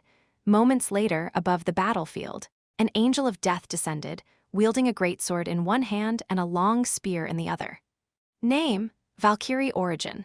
Among the barbarian warriors of the Iron Kingdom's north, only the greatest female warriors receive this title. The name is taken from the battle angels of the continent's creation myths. Chapter 69, War Duel, Part 4. The wings possessed by sword runners were a kind of symbol. Wings formed from the radiance of mana were proof that a swordsman's power had transcended their own body, that their existence could now influence the world around them. But that didn't mean those wings were physical organs capable of flight. They were merely a symbol. However, certain warriors of the Iron Kingdom's northern wilds did not see it that way. They bestowed the title of Valkyrie upon their greatest warrior women, and to them, a Valkyrie should soar through the skies and strike like the battle angels described in myth. Combat efficiency or technical difficulty meant nothing to them. These barbarians, far removed from civilization, cared little for such refined reasoning. To their minds, if you have wings, you must fly. That was all. To those versed in the sword, it was madness, the kind of foolishness that defied all reason. They laughed at the inefficiency of trying to manipulate mana purely to fly rather than to strike. Yet when one among the Valkyries succeeded, no one laughed anymore. When the first flight was achieved, the entire mountain range erupted in celebration. The barbarians gathered, singing and feasting as though a god had descended among them. Centuries passed since that first ascent. For hundreds of years, every Valkyrie who spread her wings believed it her duty to fly, to fight gloriously in the air like the angels of legend. And so they forged their own style of combat, how to sustain flight, how to slay effectively from the skies, and above all, how to fight beautifully. It might have begun from foolish dreams, but centuries of refinement turned it into reality. When a perfect Valkyrie finally appeared in the world, no one dared mock them. They stood in awe just as those barbarians had, long ago, because what they saw before them was no longer human, but divine. To all who beheld them, the Valkyries truly looked like battle angels out of myth. Every sword runner was granted 2 weapons. The first was acceleration, the very essence of the runner. The moment one gained wings, they could accelerate themselves beyond human limits. That was the true reason they were called runners. Their speed surpassed the extraordinary and reached the transcendent, rivaling the teleportation of mages, striking and killing in less than a heartbeat. The second weapon was their mystery, the manifestation of one's conviction, faith, or way of life, a unique phenomenon born from their soul, shaping the nature of their sword. Like my gale, which conjured storms and tore through the flow itself. Valkyrie Maya, too, was a sword runner, and she invested both of her gifts, acceleration and mystery, entirely into becoming the battle angel of legend. Thus, her violence was simple. No complex, magical technique resided in her blade. She simply soared and struck, her sword and spear piercing through men, each blow taking a life. But simple did not mean weak. Even that single, pure strike shattered the enemy's momentum completely. Loose the arrows. She's too fast, we can't aim. Then bind her with the spell? It's not working. The acceleration of a sword runner was transcendental. To the soldiers of the great land, Maya appeared in several places at once, cutting men down faster than their eyes could follow. To those without mana, she was a divine apparition, a phantom out of legend. Even to my eyes, the Valkyrie's battle was dazzling. She's stronger than that knight I fought before. Of course, the ghosts of the battlefield, that title originally belonged to the Valkyries. When they first appeared during the Age of War, all believed that the furious gods had sent angels to the battlefield. The mounted cavalry were helpless prey before her, their spears pointed upward, but they could not follow her movement. Their thrusts stabbed empty air while their comrades fell one after another. When her work was done, Maya simply drifted back to the skies, hovering above like judgment incarnate. Where are the chants? What about the spell? The casters are all dead. Sir, a sword runner could reach any place visible within an instant. Maya's first targets had been the chanting soldiers in the rear. With a single beat of her wings, over a dozen men fell silent, as if a ghost had passed through them. What do we do? What do we do about that? That's not the issue. The shamanic core are dead, the barrier won't hold much longer. At this rate, because Valkyries were not mere berserkers, they were warriors who knew how to win. They did not fight blindly for glory, they struck at the heart. Maya had not rushed in for attention. She was a seasoned warrior who knew exactly what to destroy. Archers, fire the burning arrows again. At her command, the rear fortress rained fire once more. The sound of drums, the cheers of soldiers, and then the screams. The conquest army, scorched by the flaming storm, began to crumble. The tide of battle was turning. I took the reins of the horse Maya had left me and shifted my weight forward. I had never learned to ride, but I knew how. A knight must move as one with his horse. My old comrade, Fettel, a man who had mastered every art a knight should possess, of course he had known how to ride. Drawing from his memories, I moved naturally with the horse beneath me. Amidst the chaos created by Maya and the fortress archers, I rode freely. For a sword walker among soldiers who couldn't even wield mana, cutting through the melee was child's play. Do not panic, regroup and even more. Maya focused her attacks on the officers, the heads. Once the command was severed, the body would fall apart. Leaderless soldiers stood dumbly and were cut down where they stood. It seemed, for a moment, that Han's side had seized the early advantage.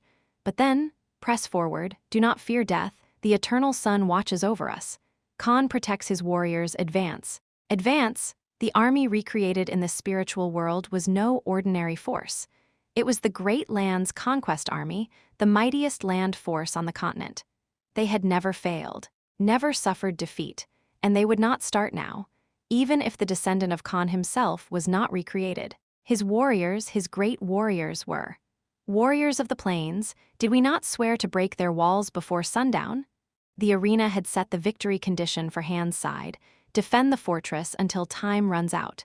If we lasted, we would win. Why then?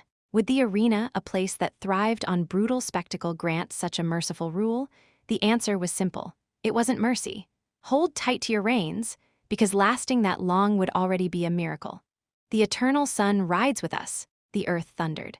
From afar came a presence far greater than before, a rider on a crimson-armored horse, galloping impossibly fast, a beast that could scarcely be called a mere horse. Upon it sat a giant of a warrior wielding an enormous polearm. And then, now these are worthy foes. A spear of light shot toward Maya. She barely dodged the first, but the following volley forced her down from the skies. The thrower, a warrior clad in azure armor, had eyes like sharpened steel, the great warriors of the plains. It's an honor, mighty conquest legion. Even from afar, I could feel it, their overwhelming presence. And they were not the only ones. From the flanks, killing intent erupted like wildfire. Not ordinary soldiers, but fighters. Warriors dressed differently from the great land's army, wearing varied armor and helmets, the duelists of the arena. Oh, this is going to be fun. They were the ones who had originally chosen the Han faction, skilled warriors from the eastern continent, at least sword walkers or higher. Now, they were pouring in among the conquest army's ranks, and among them, one presence burned brighter than all. A familiar figure in a black helmet, black hair gleaming beneath the sun, her eyes cold and indifferent through the visor slit. Xiao Yun, the Black Bride, she had finally appeared. Maya, what is it? That black one, be careful. Maya was strong, a sword runner, a seasoned warrior, fierce and fearless, but the aura radiating from Xiao Yun was monstrous. Why, I had never seen her fight as a sword runner. The last time I saw her blade was back when she was still a sword walker, and I had even beaten her once or twice. But now her presence was suffocating. I feel it too. Then, that's why I want to fight her even more. Maya grinned at me, teeth bared. Of course, not yet. Not yet. To withstand the storm that's coming, we still have something, don't we? The Jester's little gift. The Jester's gift, before I could ask. The gates behind us swung open. A flood of warriors, the other duelists, surged out alongside Han's army. Their faces were alight with excitement, spurred by Maya's and my earlier onslaught. Even the ones who'd been grumbling before now shouted eagerly, as all true fighters would when battle called. But what caught my eye wasn't their enthusiasm.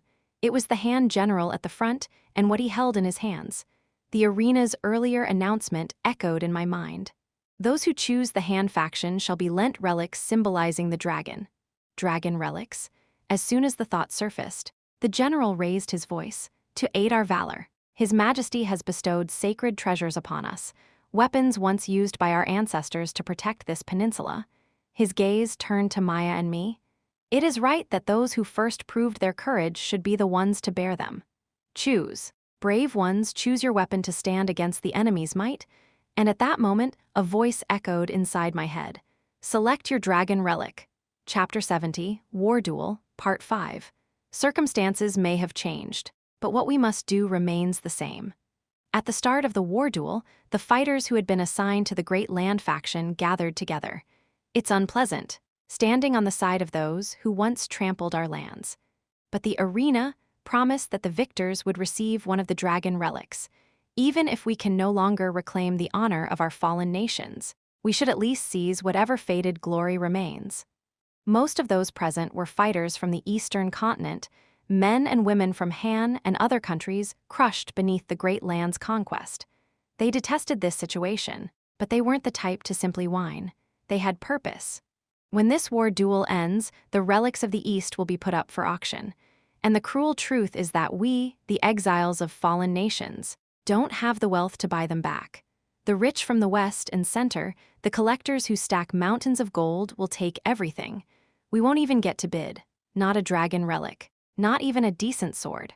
None of the Eastern fighters could argue, though some of them had managed to scrape together lives abroad. Even the most successful among them were paupers compared to the nobles and merchants of the Western powers. All they had were their swords. Some were only now beginning to rebuild, clawing their way up from ruin, and rebuilding a life after losing one's homeland. That was never easy, never. Still, we all know this much. The Great Land's conquest army is the most brutal and powerful army on the continent. If they've been faithfully recreated here, then defeat should be impossible. They might not even need us. But even so, we must prove our worth, to bring light to our forgotten homelands, to reclaim even the smallest shred of glory. We must fight no matter the shame. No matter the shame. Fight with everything you have. That sentence struck through every heart. Rumor had it that the coming auction would even include the Red Bank of the Black Isles and the collectors of the Machine Empire, those who would buy anything rare, no matter the cost. Competing with them was impossible. How could wanderers challenge the masters of gold? So if they wanted even one dragon relic to remain in Eastern hands, there was only one option. They had to win. They could not afford to lose. Though there's one thing I still don't understand. A fighter who had been listening to their resolute speeches finally voiced his question. What exactly are these dragon relics that you people are so obsessed with? Do they hold legendary power, like the treasures of the dwarves' golden vault, or are they magical artifacts, crafted by witches to bend the laws of nature? Not everyone here was from the East. Some ordinary fighters, ignorant of Eastern history, had also chosen the Han faction, so their confusion was natural.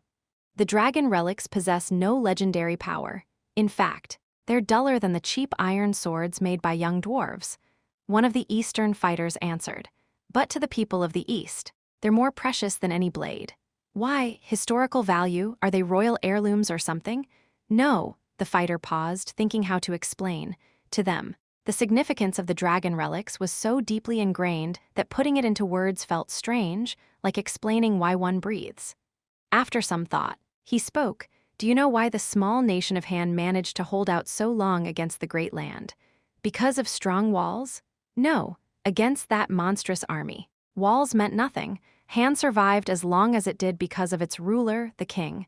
He continued, his expression firm, and in the East there is an ancient legend. He spoke slowly. Solemnly, the one who bears the dragon relic shall summon the true king.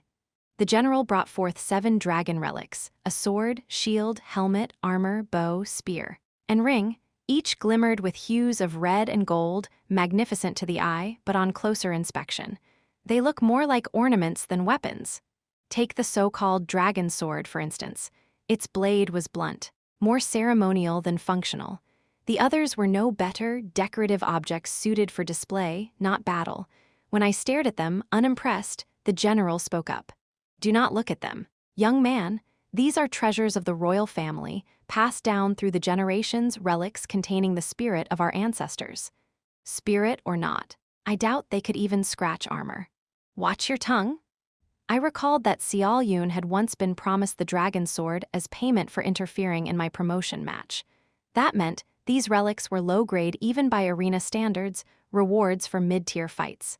The arena's greedy officials knew the value of every artifact they handled.